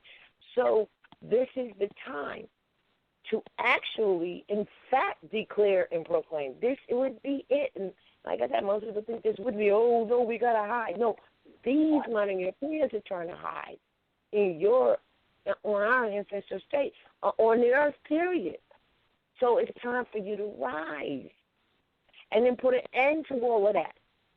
You've got an Islamic name, and therefore we're going to check you out. No, it needs to be the other way around, if anything. But before you could even get there, honoring of your own mothers and fathers, knowing that no one can change your descent nature, right? It's what we have to attain to, a simple principle. None of the rest is really going to matter. So this is the time. And so that's what we have to say to you in regards to answering your question about the travel. I would, is what I would do. All right? Yes, ma'am. I do appreciate it. I just wanted to add a little something. Just to try it out, I ended up calling the customer service with, like, the passport. And it's kind of funny and strange that he just said that, I was talking to the supervisor. And he just mentioned that, he knew nothing about the Moors or Moorish, Americans and something of that nature. Supervisor what? May we ask? The customer, I looked on the website for the passports, and I just ended up calling the customer service number on there. Yeah. And I was talking to the supervisor. Well, they wouldn't be issuing passports to Moors anyway, so he told you right. But that doesn't mean he don't know nothing about them. Right. Well, I ended up asking him what was internationally recognized as far as traveling. Was it a nationality card or was it a passport? I just wanted to, see what they would say. Mm-hmm. And from his answers, basically, if I was, he was only just giving me information based off United States passport. But when I asked him, do you know about the Moors, do you have any recognition of us or anything? That's when he said no. I mean, I kind of knew maybe he does. I'm sure he did. But I just kind of find it weird that, to say that, like, they don't know about it. Well, here's the thing. Moors are the nationals, so we'll say we're more American nationals. So the question might have been, do you know anything about American nationals? See what I'm saying? And they might say no, because none of them has ever, stepped up. You see? Well, he didn't even know anything about American citizen. Okay, so who was he, a clerk? He was the first person I talked to was just maybe a lawyer guy, whatever, just a customer service agent. Right. He referred to me. That's why you don't talk to them. They're just trained employees. What you're not getting is that they don't know anything about the Moors. They don't know anything about the Americans. They don't know anything about nationals. They only know about corporations. And since you're not speaking corporate language, they don't know about you. Understood. Right. And it goes also back to the point that all of the power or the law is in the people. You know what I mean? So if you find an issue, you can't, we be on the point where we have to stop coming from a subservient position or mentality, shall I say. Because the real issue is that the people, all of the power, the political power, is in the people. And, of course, nationality is tied to that. And there's a lot of these airports that are international airports, meaning that, they're dealing with many nations, many nationalities from everywhere, and they can't really lawfully block you out because you have a different nationality. You may be dealing with an international airport or wherever, So you got to keep that in mind, too, that all of that goes back to the right to travel, and that, it's always cool to inquire, but you have to know that regardless of what, if you have that it's valid, because you have to know your rights and know that you are, a part of We the People, the original. So that trumps everything else in conjunction with the Ninth Amendment. Back to the Constitution, because sometimes we overcomplicate the issue. Bottom line is, if the people are saying, this is our identity, they have to respect that. They have to accept that. You know what I mean? But at the same time, there's very malicious plots at hand. However, that doesn't change the fact that that is a birthright of the people to establish their own identity. And it has to be respected internationally. Bottom line, that's what it is. So, we're Chapter 13 of the Human Rights and Chapter 15 of the, I think it's Chapter 13, I believe it was Human Rights, that, everyone has a right to travel out of their country into another country. Yeah. For Article 13, Article 13. Right, so when they're doing what they're doing on this ban, the truth of the matter is that most all of us who have been called Negro, colored, and black, who don't know who we are who are under their who claim to be under the corporate jurisdiction, those bans and those things he's talking about, they're really for the corporation. And they say so. They say, okay, are you coming into the USA? Well, no, of course you're not coming into the USA, but it's all in the language. We're not traveling to the USA. We're traveling to the American land, North American Morocco. continent. Yeah, and if you don't speak like that, because it's what you say. So all of us are so used to, saying, oh, yeah, well, I'm in the U.S., I'm in the USA, or whatever like that. I'm going to New Jersey, whatever like that. I'm going to New York, whatever like that. Well, so internationally, we're not talking national language. So all of those so-called bans that they want to do or whatever like that, the reason why they're being held up is that, look, I know what's happening. It's the tennis. It really is match. It's getting ready to go down. People don't see it because if they want to make a statute, ordinance, or policy or whatever for their corporations, it has nothing to do with the natural people, right? So they're pushing them up against the wall. Like, you can't do that. Well, no, that'll stop the other nationals from trying. That's why the ban didn't work in the first place. You can't stop other people who do honor their mothers and fathers and who do know who they are and who do know about their liberties to travel. But because we're in a little playpen, over here, we're boxed in because we don't know anything, right? Mental enslavement for certain, right? Then we'll go along and think that, well, oh, yeah, that's our president. Oh, yeah, they put out this law, and they didn't. It's just that, I hate saying this, but he who can be fooled, let him type.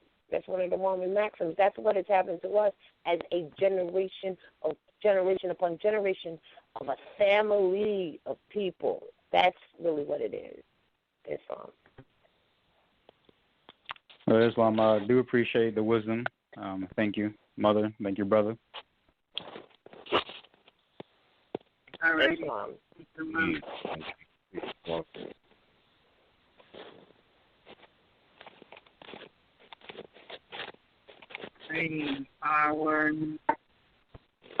Our next caller, hold on a minute. The computer's moving kind of slow. All right. Caller 412-969. You're live on the air. Islam family, this is Energy calling from Northwest of Mexico. How's everyone this evening? We stunk you up. Islam, peace and love. Peace, love, peace, Wonderful. No, I've been on the last couple of calls. I just, been listening. But tonight I'm going to say thank you. I can chime in on the whole, paperwork process and, the importance of studying the paperwork before you go signing off on it and sending it off for notice, putting people on notice and things like that. Yeah, you got to research it. You got to really mull it over, and it got to become one with you. So when you're out here, you being yourself, and the only way you can do that is by gaining knowledge of self. And once you have that, it's kind of difficult to get you to not be who you are. A lot of us are still operating in a mindset of what we're not because of, as Brother Miz says, social engineering. I mean, that is a part of the protocol, so we got to, make sure we remember that. But when it comes down to these instruments, and that's what the, cards are that you would get from RVBey publication. They're just instruments to utilize. That's all, to, handle your affairs in a day. When you got your nationality card, your allodial national identification card, I mean, that covers you across the board. It doesn't expire because you haven't expired. I mean, it just makes sense. For me personally, it comes down to jurisprudence and jurisdiction. I always make sure I stay in my appropriate jurisdiction. Jurisdiction simply means right words. So I'm not going to speak outside of things that is not right and correct. It just doesn't make sense to do so, especially when you know what's going on or what's facing you. Now, when you're attempting to share this information with, i.e., loved ones, family members, co-workers, or what have you, they have a tendency to have all these different these walls thrown up when you say certain things like Islam. I know, I understand. I was there too a couple years back. Or let's just say most of my life until a couple years back. I was definitely turned off from religion, because I didn't know what religion was versus what, dogma was, what was being given to the masses. Although I didn't come up with religions in the homes that I was reared in, I was graced that way. I appreciate that. But a lot of us, we did come up in the Christian or the so-called Christian doctrine, which was basically put in place to keep you from knowing who you are, especially mother. The word is still simply that. It's on mother. So the work needs to be done by mothers. Moms need to get to the table. All the moms need to sit around the big old table. Sons at the door, protecting. Let us do our work in private. We can hash out all our differences. Okay, you Alpha K, Beta Phi Phi, whatever the hell. I'm Nuwapian, this, that, and the other thing, or I'm Episcopal, Baptist, blah, blah, blah, whatever. Okay, these are all the things that you're affiliated with. But what's your national descent? We need to start having these true conversations amongst ourselves without the influence of, well, I got to have my job, and I can't be going on there telling them I'm a Moor, and, well, you ain't got to be just running around the building. But, hit up HR once you're clear on who you are and start handling your affairs. Then you start going in and correcting, these processes. But you don't go to RVBey publications because you're looking for a quick fix. That don't make sense. You ain't doing nothing but injuring yourself and ultimately injuring the nation. We got people who get these cards, and that package selling thing, I think I ran across a guy like that a few years back, and I think you all said his appellation on the roll call he's still in Ohio. And the time I met him, if I'm not mistaken, he had got a call and was supposed to go assist some people in Ohio, and he was selling his services.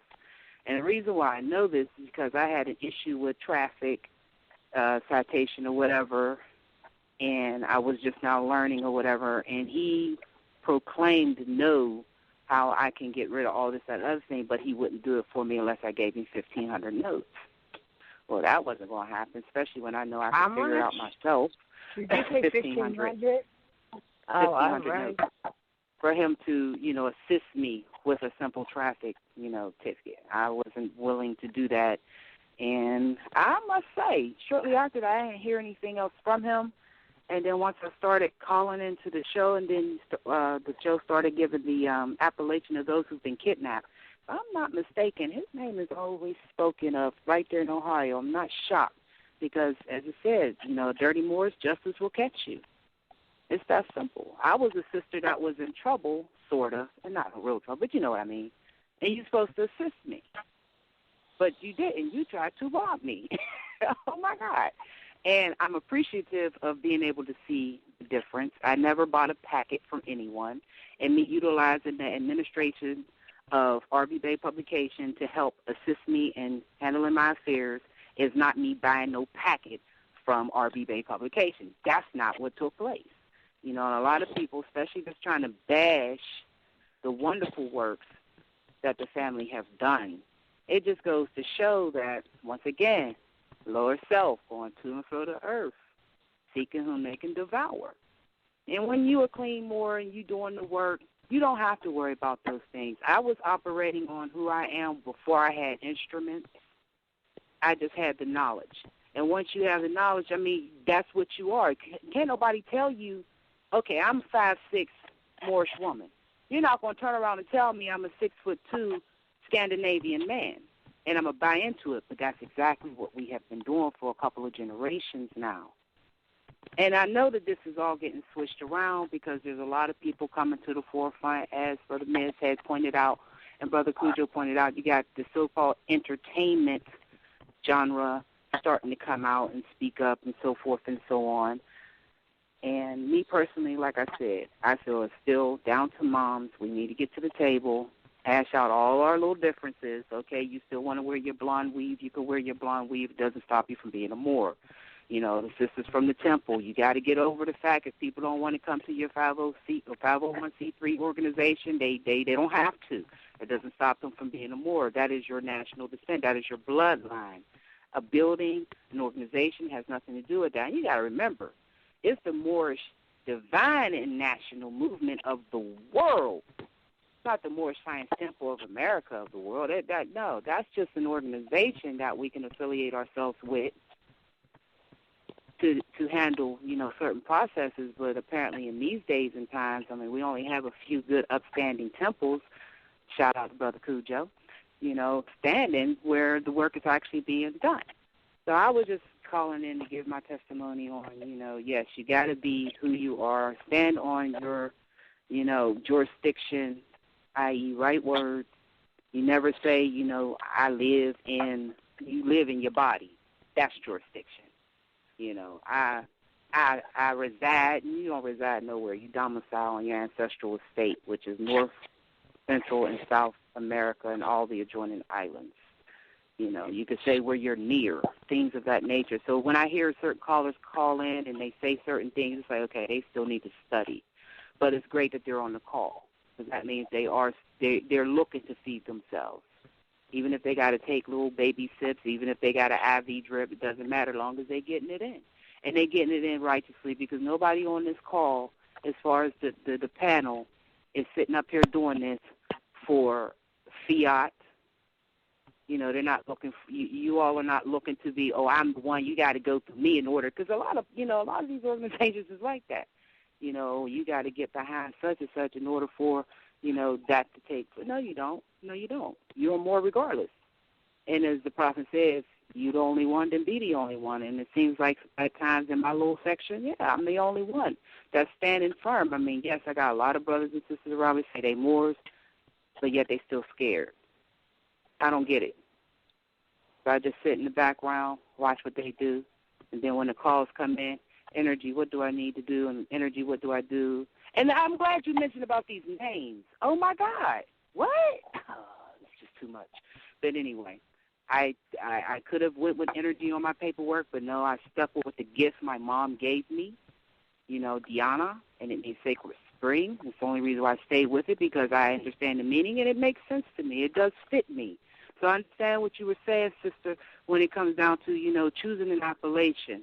Why are you choosing this appellation? Now, energy is me. That's what I am, giving up the avatar. I'm not concerned about this avatar. I know that I am energy first and foremost. That is without doubt or contradiction as well. But since I'm in this paradigm and I am in this vessel and it is heavily carbonated, i.e. melanated, I'm a Moor, period, without doubt or contradiction. And I wish I can come across more just right here in my local area, territory, that had this knowing, and this passion to make things happen the way we need to in this little bit of area. And I think it can just really spread like wildfire when mothers do the work. The son's been doing the work for so long, starting with Prophet Noble Drew Ali. Come on now, moms. We got to get on the ball here. We got to stop it. We got to stop it. So I know I ranted, I raved, I bounced all over the place, but I appreciate y'all taking my call. Thanks again. Oh, Happy New Year's to everyone. And, I yield the floor. Thank you. Happy New Year to you.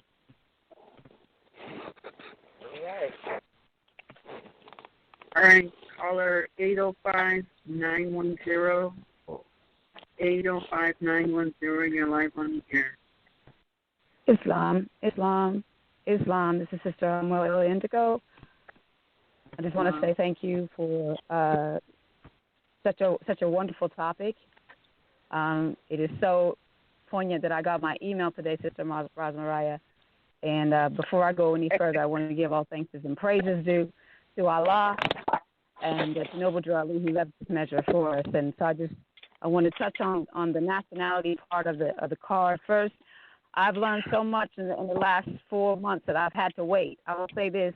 At first, I thought it was a trial for my demise, but actually it was a lesson. So from the moment I applied for my application and thought I knew what I was doing, and et cetera, and I did know on some levels, the learning began. So Allah made it. See, sometimes we have something in mind, but Allah makes it what it's going to be.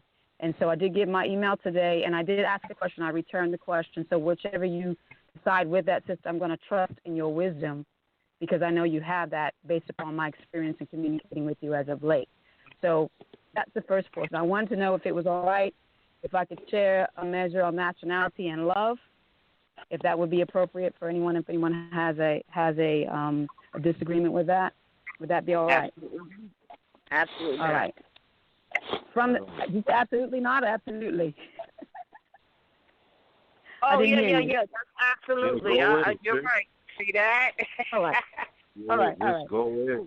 The instructions of the Holy Prophet shows us in the last portion, the end of times and the fulfilling of the prophecies. Everything you all touched on is right there in that chapter. So if people want to get to that and start studying, that might raise a vibration. What I particularly like is number 5. It says, the world may hear and know the truth that among the descendants of Africa there is still much wisdom to be learned in these days for the redemption of the sons of men under love, truth, peace, freedom, and justice. And we, as a clean and pure nation, descended from the inhabitants of Africa. And it goes on. Let me just stop right there where it says we are clean and pure. This is about our heart. This is about our bodies.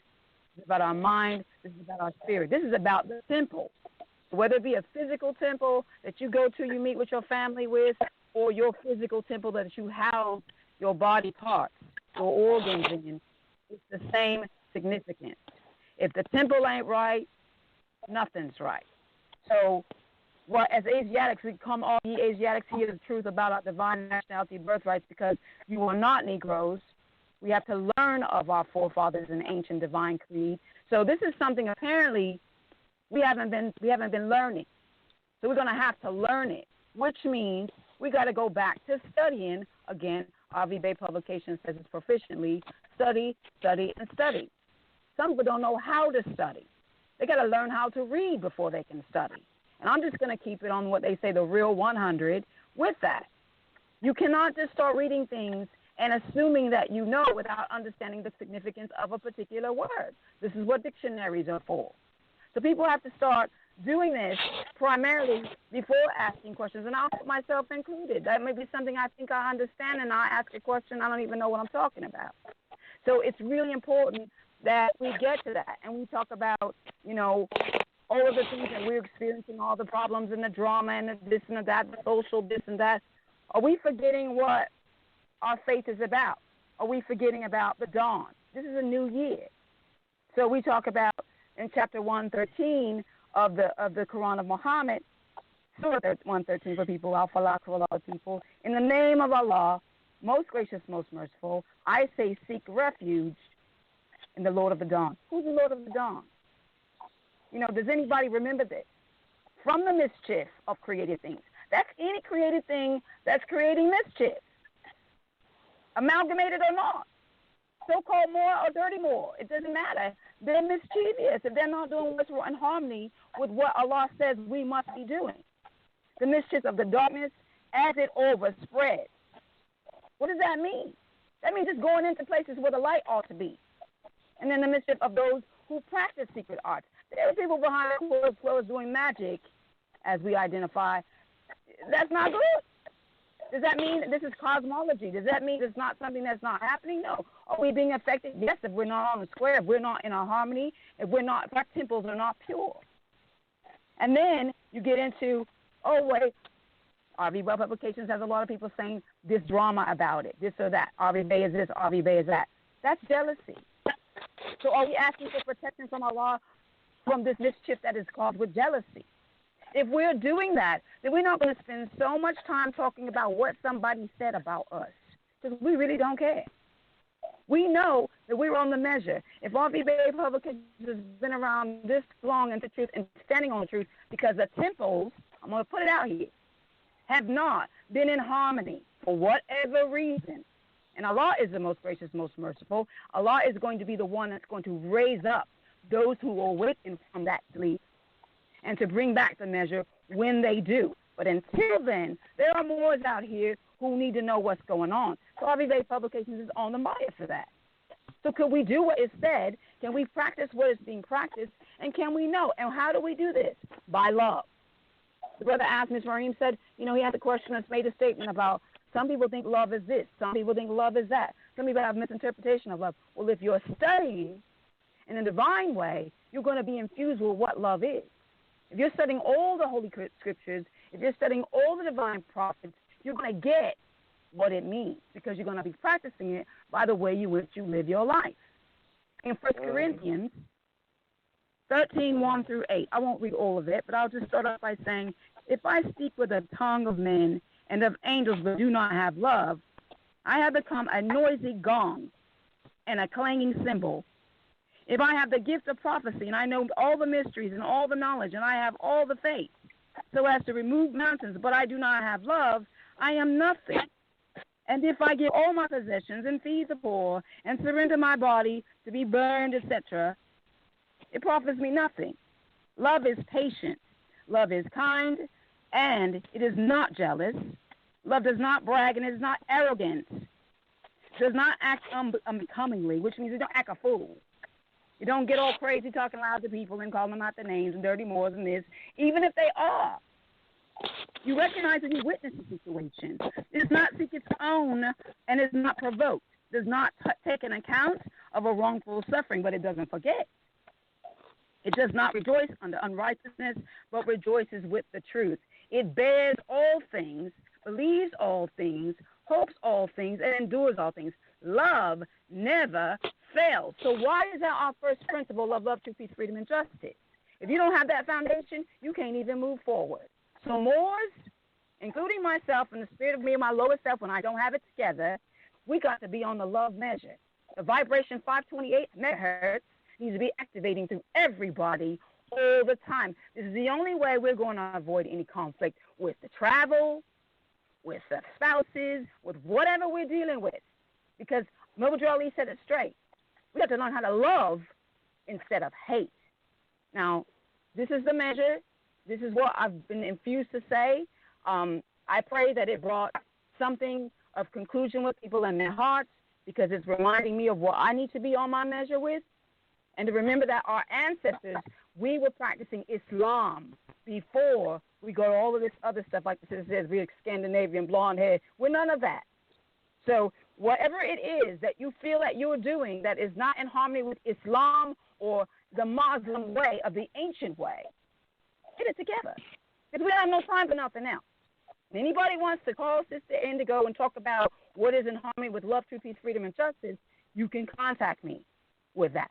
But other than that, I think that Moors ought to be on the measure of focusing, not so much as to what people are doing against us, but what we ought to be doing together. Islam, I yield the floor. Islam. All right, Islam. That's beautiful. That's why we need the sisters to speak up more on these principles as well, because just like, we sitting here, and I just text this to someone too, because they weren't clear, and there's so many perspectives, but we need to hear these things because the social engineering is heavy on all 5 of those principles.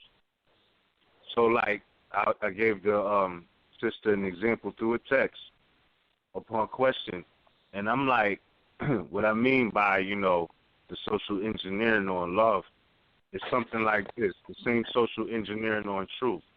Like, I could get up here and I could say that, I'm going to tell you the truth about our black history. And that principle of truth is tainted right there because our history is not about, quote unquote, being black. That was later. That was later on in history, like real facts. That's so modern. So our history doesn't start there. So if I say that, I'm already tainting the truth. And same thing happens with the principle of love. So principle of truth, principle of freedom, all of these things. We need to really go in on these things. And just for the record, when we went to the so-called African American Museum, in the background, on the plaque, on the background, it was talking about how Africans became black in colonial North America. So this is not hidden history. They're telling you at the damn so-called African American Museum. So all of these 5 principles that have been tainted on so many layers, we got to peel back the layers on all of those principles, or we have to peel back the layers on all of those principles that have been socially engineered through these institutions called schools. Right, that's what it is. That's where it's happening at. That's the initiation, for just a continuous brain, I don't even want to say brainwash, just brain tampering, just experiments, mental social engineering in certain aspects, So, that I yield the floor. Then quickly what the sister added on.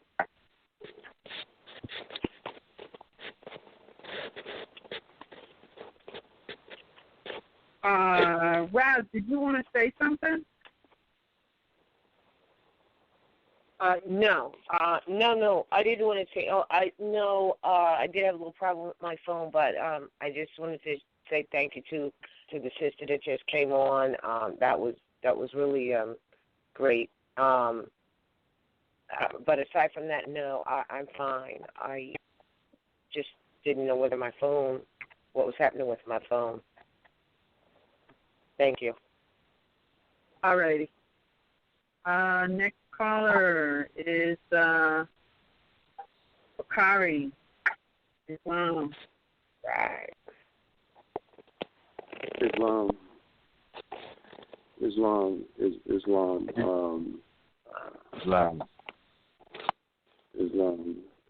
Honors to the panel.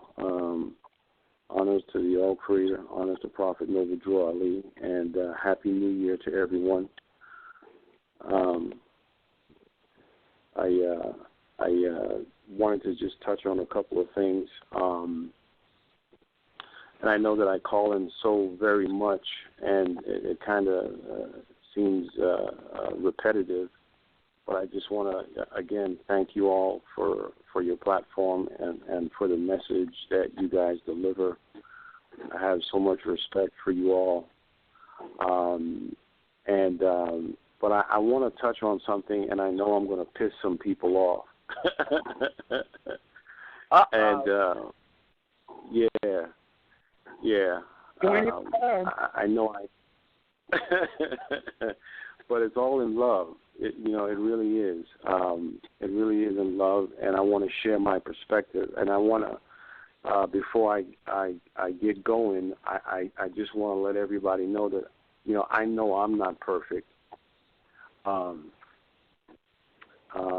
know I got major issues, but I would like to say that I have made some strides in the four years since I've been calling into the show, and a lot of that is due to being able to have received some good instruction via literature, and also a few conversations with some really outstanding individuals, or rather I should say outstanding people, Moorish nationals. But what I want to talk about, what I want to address briefly is that some of the stuff that has already been touched on, and I'm going to keep it short. First and foremost, I want to address the mothers, and because you're so important, your survival and your healthy, and your ability to obtain. And when I say the mothers, I'm talking to the audience. Your ability to obtain a clear vision of what needs to happen moving forward is, I believe, I feel, from everything that I've studied, is going to determine whether or not we survive, whether or not we are able to take control of our own destiny. And so some of the mothers called in earlier this evening. One of them made some comments, and I love the young lady. She's called in, on numerous occasions, but she made one statement that I am diametrically opposed to. And I'm not attacking her. I'm not attacking her at all. It's just something that I believe that we, we have to deal with, just like we have to deal with individuals who don't seem to be able to comprehend certain basic concepts. Case in point, appellations and the use and the proper usage of our titles, and they want to get upset. Well, I believe this one particular situation, as it pertains to weave, is extremely important. It's not only extremely important from a metaphysical perspective, but it's also extremely important for the children. If you are wearing a blonde weave and you have a young child, or even if you don't have a child but you are around other children, that causes a schism mentally, because that child, that melanated child, is going to ask itself questions, whether consciously or subconsciously. I need to change, my hair so that it is not naturally curly and make it straight. Okay, so that's not acceptable. It just is not acceptable, because that activity alone is going to lead to many different types of activities that say to that young child, I am not worthy. I am not as good. I am a second-class citizen. From a metaphysical perspective, what that does is that mitigates your ability to receive information from your ancestors. Okay, that mitigates your ability to receive energy from the sun through your nervous system, because your hair is attached to your nervous system. And so putting some foreign nation's hair that you may call good hair or whatever the heck you want to call it on your head, covering your crown, also has a lot to do with the wrappings on your head. How are you going to put a frickin', excuse my language, some gorilla hair on your head and then cover it up with a turban?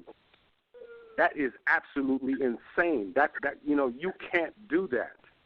And so I say that with all the love in my heart as a son to the mothers out there who are engaging in that activity, and then they want to call themselves Moors. Or, call yourself what you want to call yourself, but you need to check yourself. And I'm not just, I don't want to make this, seem like I hate the mother or I'm bashing the, mother. That's not what this is about. We really need to look at ourselves, both sons and mothers, and be honest with, what we have going on with us, because it's not just about us. It's about the children that come behind us.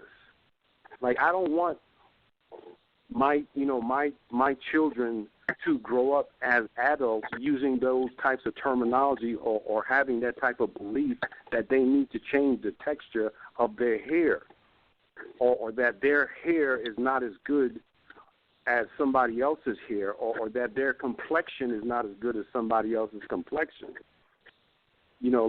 So I want to just share that. And the last thing that I want to follow up with, I wrote something recently, and this is for the mothers. And I'd like to know if I can just read this real quick. It's just a couple of paragraphs long. And then I'll yield the floor. Okay. I'm going to take that as a yes. Oh, yeah. I was muted. I was muted, but yeah, and I'm all right with it. Yeah. Okay. All right. Now, I'm not the best writer, and, I've tried poetry, and this is not poetry, but this is just straight from the heart. And Mother, you are the most precious living being on planet Earth. As your true self, you encompass many awe-inspiring aspects of this reality. You create and carry life, bringing souls into this realm. Your feminine, melanin-filled physical beauty is robust and striking. It can be sensed even when covered from head to toe. Your thick, rich, and strong hair sets you apart from all others manifested on this plane. When in its natural state, it is a crown, an antenna, and melanin-filled adaptation to many solar systems as it grows towards the sun. The grace, the etiquette, and character with which you navigate remind us all from whence we come. You are mother, enriched with universal matter over untold ages, imbued with nurturing souls. Today you are needed again to help right numerous wrongs on this earthly plane. Let us once again hear your ancient golden voice sing and speak. One based in love, truth, peace, freedom, and justice. Islam. I yield the floor. All right. That was good. That was great. Wow. So, now what he just did, right? That should be on. That you can put that in the Moorish greeting card of some kind, you know, to a sister. Yeah, I'm serious. Oh, on that note, hold up. Let us not forget that though, because the brethren was bringing up, you know, the fake hair, the gorilla hair, and all of that.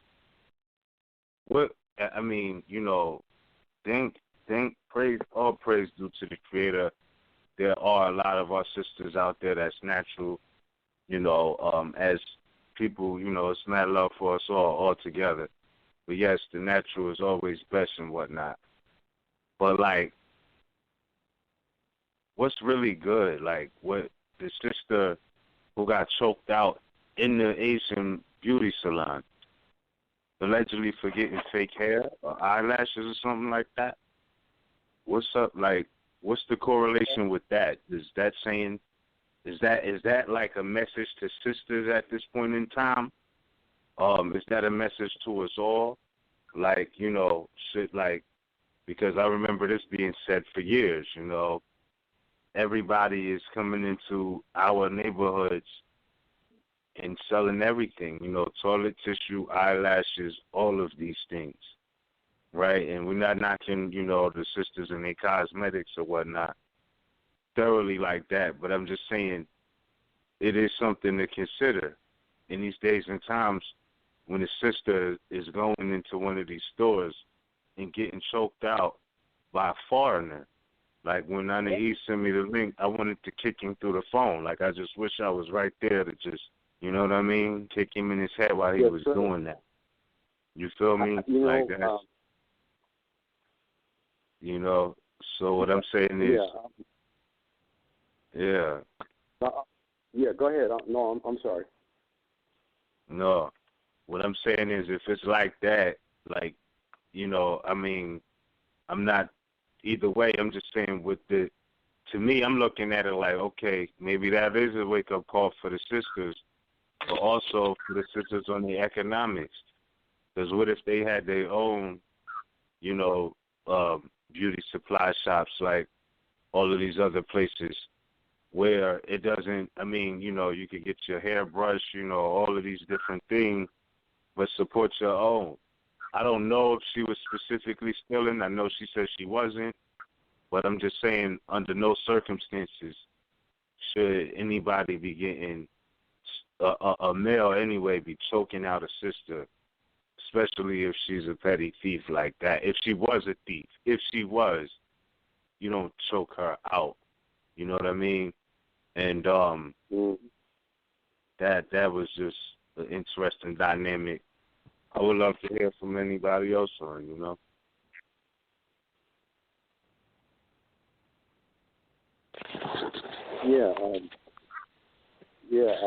I'll just say that I saw that video and I had the exact same feeling. Like I wanted to put hands on that guy, you know. I mean, even if she did take it, like he didn't have to do that. Like all he had to do, you know, as a you know, one of these shop owners is, you know, call that number. Like they all do.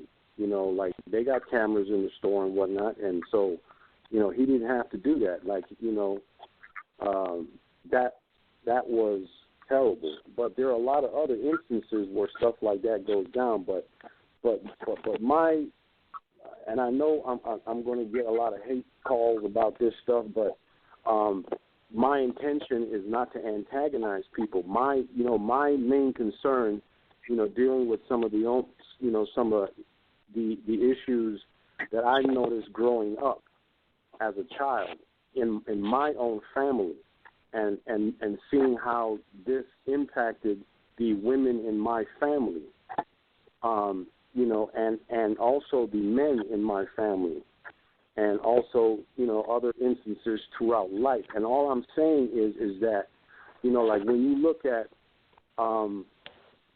putting that on your head, like if you proclaim and declare your nationality, and you're going to be wearing a blonde weave or a regular colored weave, or you know whatever color the freaking weave is, excuse my language, how you going to put a turban on top of the weave now? I mean, like do you know what a turban is for and what it represents? You know, like, you know, it's totally counterproductive. You know, and then when you bring in the children and their mental state, you know, like we got to stop this. Like we have to stop this. And so anyway, I've already said enough about that. I'm going to get off the line so that other people can, you know, call in. But I love you guys. It's been another wonderful year. Thank you so much for everything that you continue to do. Much thanks to the mothers. You know, I really appreciate you all, and I yield the floor. Islam. All righty. Well, we only got one more caller, unless there's somebody else who's going to raise their hand. So you're not. Oh, wait. You're not taking up. I mean, the comments that you're bringing are very relevant. They are. If I could say this, because there may be some who, in fact, when he said, you know, your hair is your antenna. Do you know what the turban's for? Do you know what your hair is? And let's face it, you know, we have been indoctrinated again to not have full knowledge of these things. Now, I know I do have it in a book called The Truth About Your Hair, but yeah, the hair is the antenna. The hair is definitely the antenna. And you know, it's from the cosmos to me is where they get cosmetology, which is the science of taking care of your hair. I mean, all the signs and symbols are there. So it is your antenna. Now, the reason the turban is on, crossed at the pineal for the sisters, is because, you know, when you're vibrating so high that, you know, it's like tuning out the clutter, so that you can actually, you know, really meditate on and pick up, you know, the solid energy waves and thoughts, because thought is sound as sound, you know, it's what it is. So, you know, then some people will say, oh, well, you know, the sisters don't vibrate at that level now. Well, that's the whole point, is that, you know, these are the things that you are equipped with already to raise your consciousness in it and enlightenment.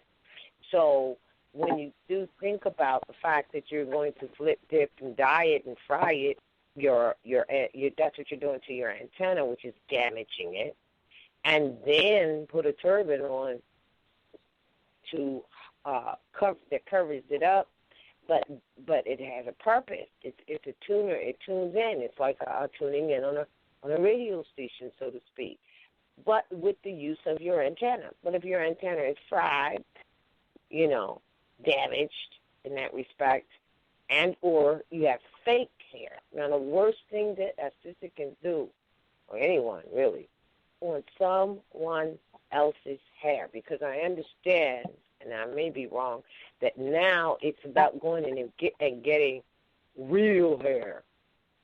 Real hair is your hair, but real hair that you're buying. Let me check my phone down a little. You're buying this real hair.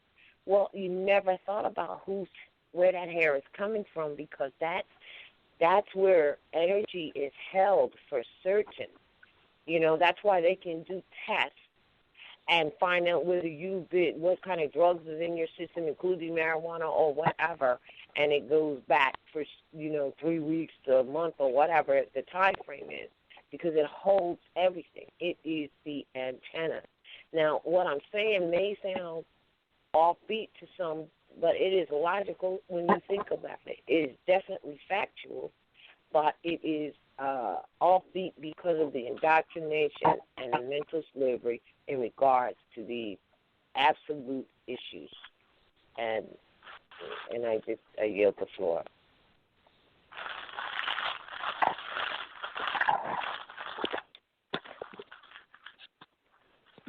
All righty. All right. Now, caller? Yes. Next caller 972839. You're live on the air. Islam. Islam. This is Abdul Malik Shakur Bey. I'm calling from Northwestern Mexican from the Texas Republic Territory.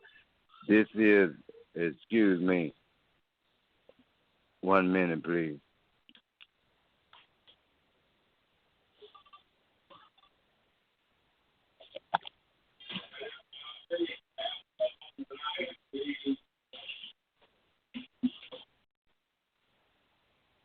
I think you might be turning. No, y'all still there? Y'all still there? Yes. Islam, excuse me for that, because as more this information that the Prophet brought us, and things we are trying to make it realistic and make it affect in our lives, because this law. One young lady called in and she spoke very well, because she had been studying, and the key point that she stated that the words, I always say the word that you're not familiar with, please have a Black Law 4th edition, 2nd edition, and unabridged, the oldest you can get, to look up those terminology word, because the European are playing trickery with us. And I would just like to state, the District of Columbia Organic Act of 1871 is an act of Congress that repealed the individual charters of the city of Washington and Georgetown, and established a new territorial government for the whole District of Columbia. Through Congress, repealed the territorial government in 1874.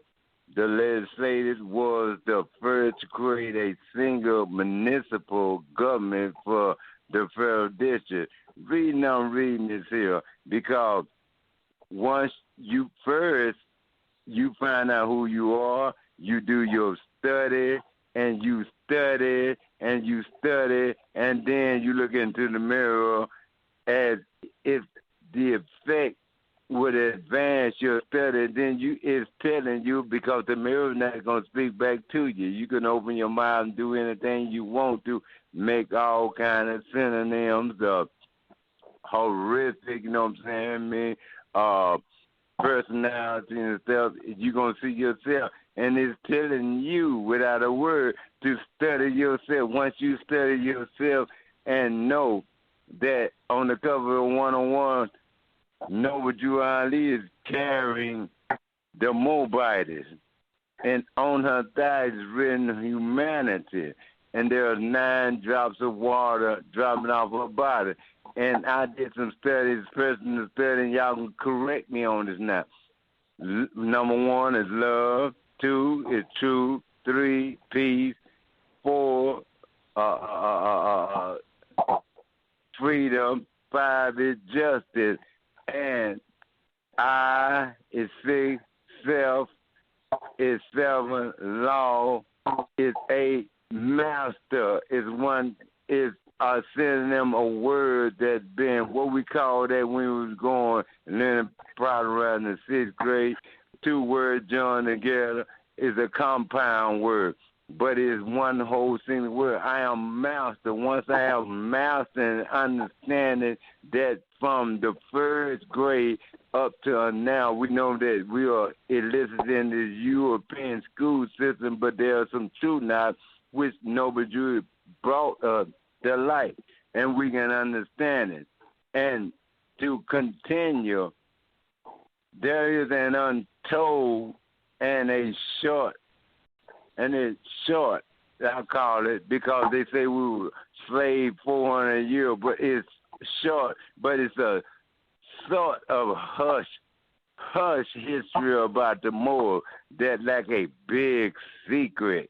You know what I'm saying? The whole world working for us to wake up because we still holding on to them brands been branded as shadow property, Negro, black, and color. We know in 1779 the words Negro, black, and color were placed upon the Moor and slavery lands at 1865?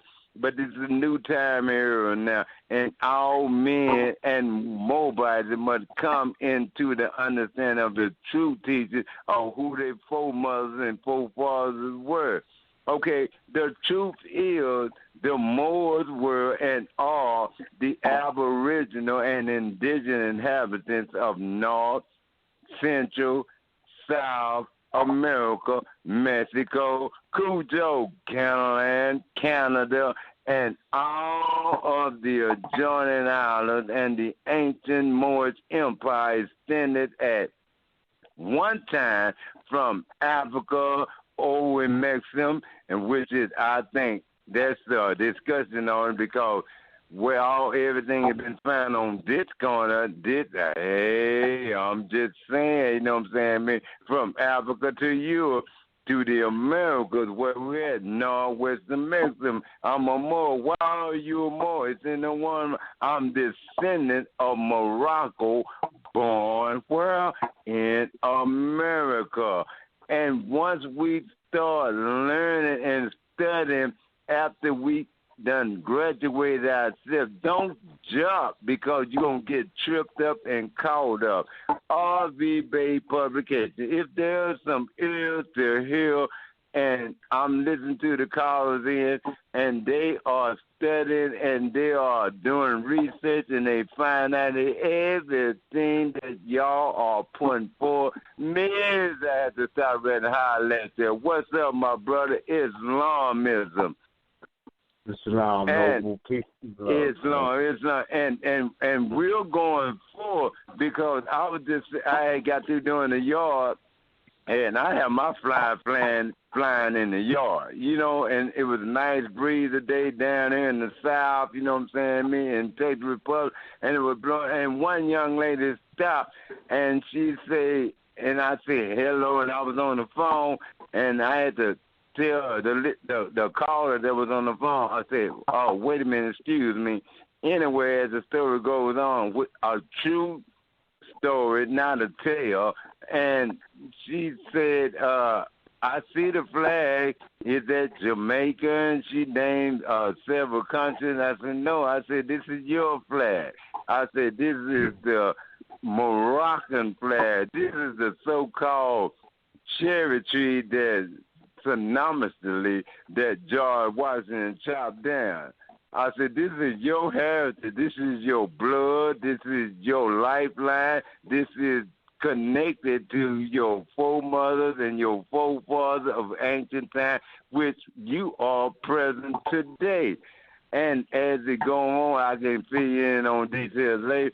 But anyway, we need to study and study because the Moors are the descendants of the Africans whom inhabit the northwestern and southwestern shores of Africa, the present Moroccan Empire, underline that empire, not kingdom, which is in the east, Morocco, was established on the shores of America before the kingdom of Morocco was established in 1958. And you know what?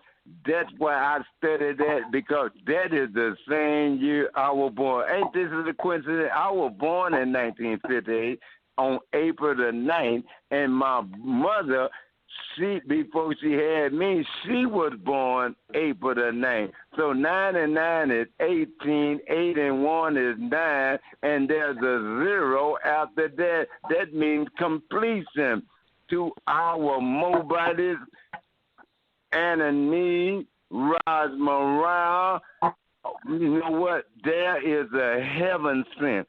There is Allah present within you. When I hear you speak, I don't miss a conversation and a teaching for the uplifting of fallen humanity, because Allah has chosen his person, and his person is spendable to all the Moorish and Moabite nations that who have an ear to listen, to uplift themselves first, and also be included into fallen humanity in proper persona, correcting their name, and know who their foremothers and their forefathers were. Because I tell the brother that so high and mighty and done pin such and such upon his chest and think he have the scroll, the information to go forward, I just tell him one thing. I don't get no more conversation. Have a baby. For it is the Moabites that who have brought forth all of creation through the guidance and authority of Allah. And you know, I get to thinking deep sometimes. I think she was right in the meeting room. Now, don't take me and underline it and put phrases on it like that, because guess what? I tell whoever has something to say, have a baby. Because the first, you know what I'm saying, was here first, then there's last. Those two different words. First means the beginning, last meaning, I ain't going to say the ending, but guess what, though? The first dictates everything that comes after the first. Islam. I'm not going to hold the flow too long, but I love y'all. Roz, Ananil, Miz, Cujo. I guess he had, last time I called in, he had an interview, but guess what, though? The brother's on the move for the nation. You all are teachers and instructing the nation, and you will correct the nation if the nation comes with misinformation or not appropriately present themselves as our illustrious Prophet Noble Jew Ali brought it to us to uplift fallen humanity. Islam, I relieve the flow. Islam. Indeed. All righty.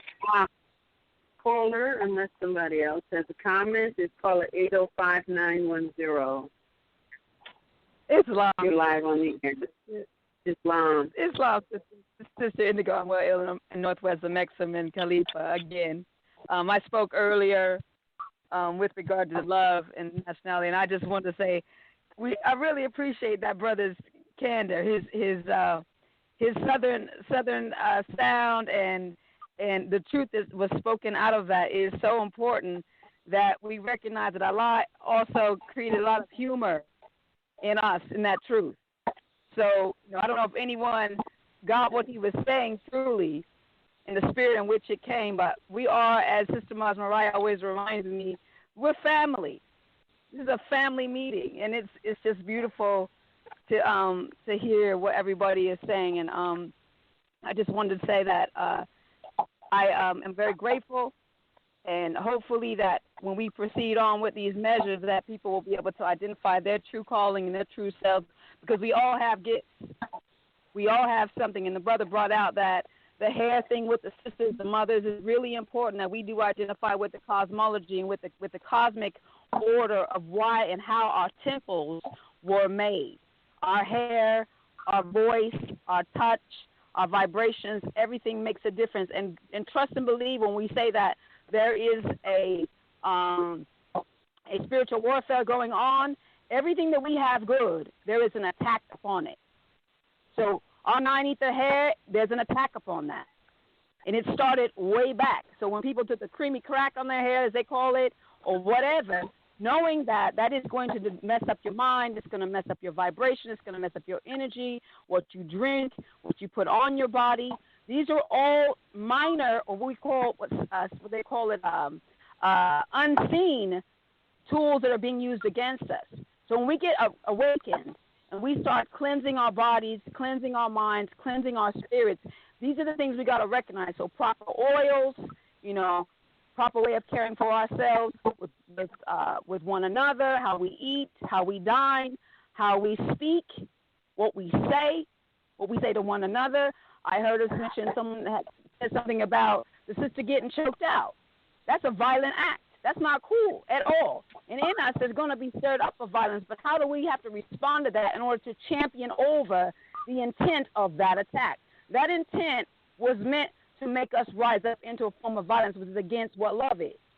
Doesn't mean that we want to jack somebody up when they're doing something to our family, but it's how we handle that within law of spirit that makes a difference, because that's what makes us better, I would say, grander as Moors than the rest of the nations who don't apply what Allah has given us. So the difference between what somebody else of the nations is doing and what Moors do is that we have a teaching. We have the way of our ancestors from ancient times. We don't have to touch people. We don't have to put our hands on anybody because the force of the universe works on our behalf. So we have to learn these arts as martial arts, as arts of divine in order to activate, because if we are really in our full form, we speak not. We could be like Yeshua says in ancient times, was walking on the water. Does anybody know how to walk on water? Why not? It has to do with our vibration. So everything we do, we have to start thinking from whatever moment and whatever place and time that you are, because we're all on different levels. What can I do to improve my vibration today? If it means turning on the radio and not listening to the hip-hop, mama lick this, that, and that, whatever, put on something that has a vibrational tone that elevates your energy. Drink something other than a Coca-Cola, maybe a glass of pure alkaline water.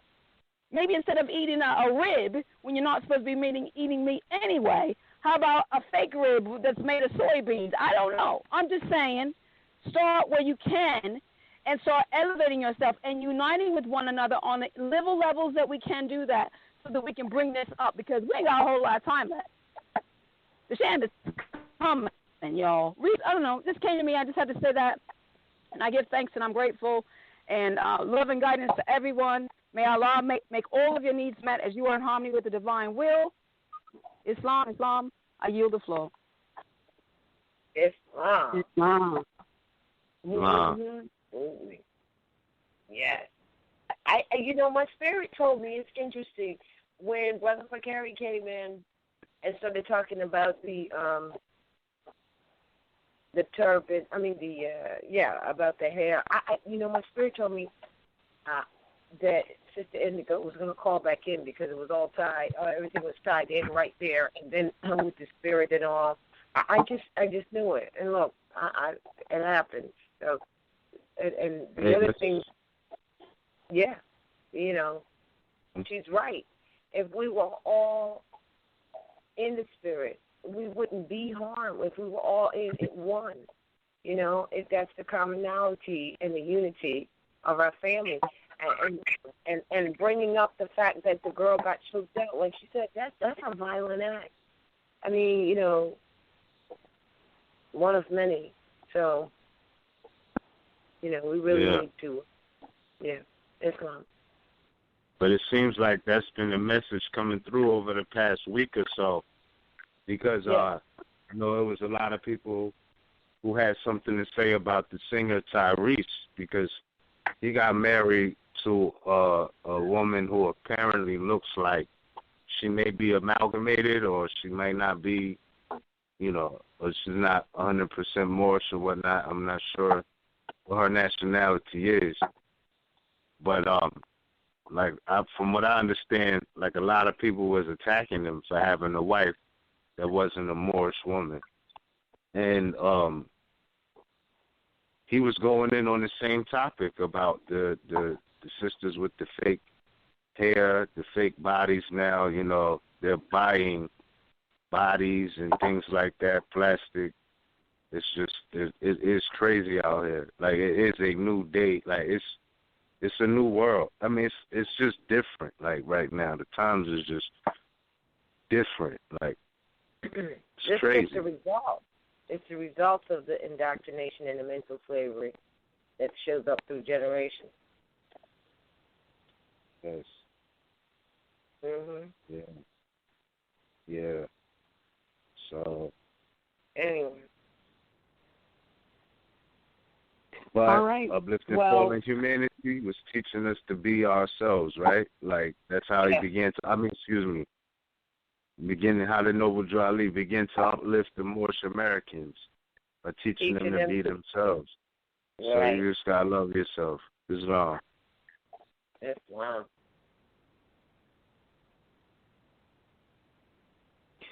Islam. Hey, Roz, did you want to just do like a quick explanation of why sisters wear the turban?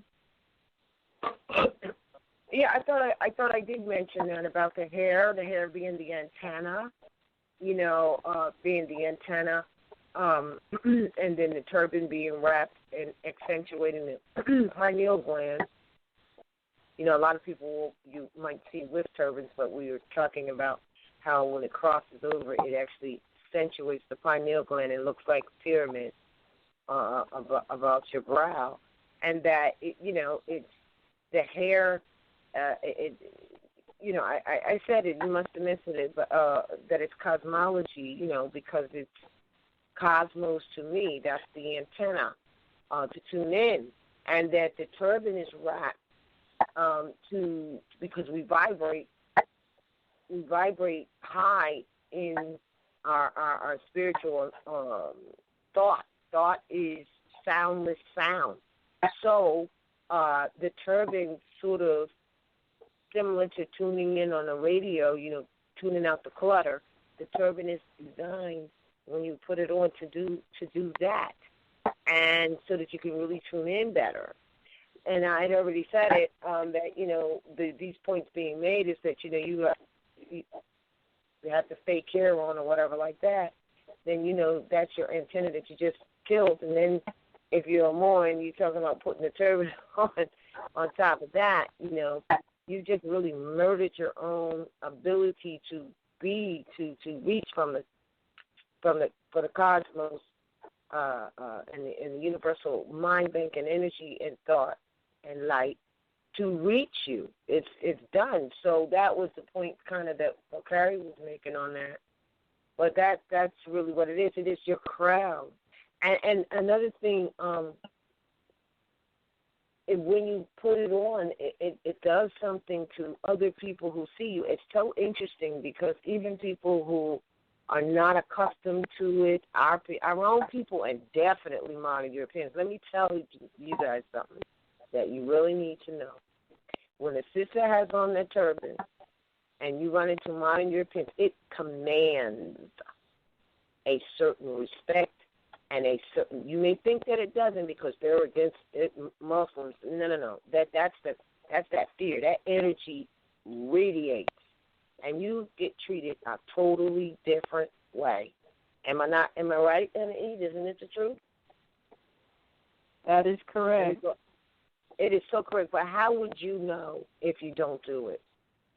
It may feel uncomfortable because you've been indoctrinated to think that, it's something else or it's some other religion or it's some other people. And now they want you to think that all Muslims are terrorists and stuff and stuff. This is the bull that they're bringing in. But trust and believe it's not going to go down like that. This is such an open window. This is such an open window for us to be ourselves. So obvious. Well, it's not obvious to some, but it is such the time And so with that token on, it's all different energy radiation. But again, you won't know unless you do it. And it just has a different look. It also commands a different respect from the brothers. I don't care how hardcore and however they may be. Trust, it commands a certain, because it's really in the DNA. I think that's what it is. And it also commands a certain respect. And then you don't have to worry about whether your hair is dead or not, because, you still take care of your hair, of course, with natural stuff, because our hair is naturally beautiful regardless of what gradient it is.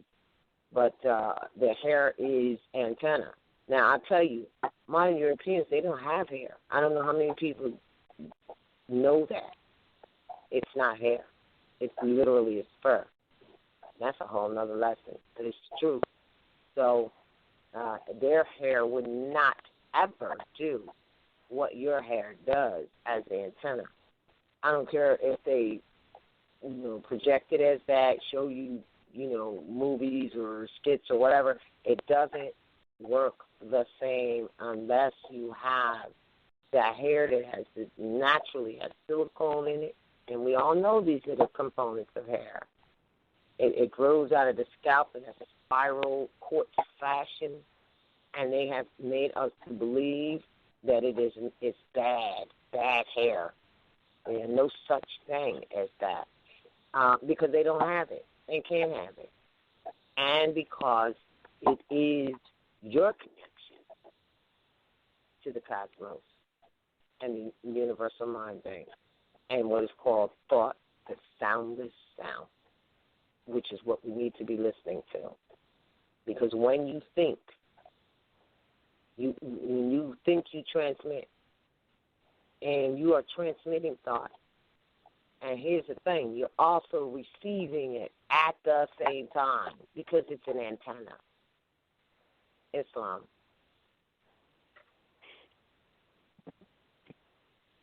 All right, Islam. And I believe that concludes our broadcast for today. Make sure and check us out tomorrow for Moorish Heritage and History School. And the instructor tomorrow will be Abdullah El Mosley RVBey. Classes start at 7:30.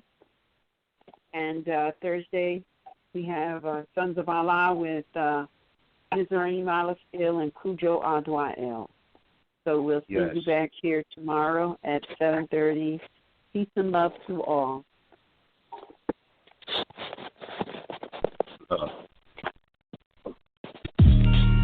Our problem is lack of knowledge and the intended deceit and trickery done, because even those who read the bibliotext that you call the Bible says he shall fool even the most elite. So even those who think they're highly educated and this and that, they've been fooled. That's it. It's not really complicated. It's the miseducation of the Negro. Everybody knows it to those who need to know. It's the miseducation of the Negro. When we rise from the day they call us Pharaoh. It's the miseducation of the Negro. Everybody knows except those who need to know. It's the miseducation of the Negro. When we rise from the day they call us Pharaoh. The gods are back. The Moors are strapped. We waking up. And we want our land back, running off, that's a trap. You know them guys don't like that. Waking up from a nap, like where the hell my crown at? Take a step back, like I know this bitch ain't bite back. It's kinda crazy how this karma it strikes back. We enslaved Islam, so they slaved us right back. We called them niggas, then they niggered us right back. We brought them to light, but they ain't bring that right back. If I was lazy, dirty dancing with the baby, then just maybe won't revolt like Haiti. I too strong, love a poor Marcus Garvey, your ass. No, but you are leading God body the man. Now I ain't gotta be bad, and you ain't gotta be mad, but the planet is heating up, so the first I'll be last. I got that melanin that's better than anything you ever medicine. We at your front door, wonder why. Spring, it's finally here. Time to clean things up and get back on target. Cabela's Spring Great Outdoor Days. Family events, amazing deals. Your one stop before the range. Save over 20% on PMC 223 rifle ammo. Get $40 off Federal 5.56 bulk ammo. And $75 off Smith & Wesson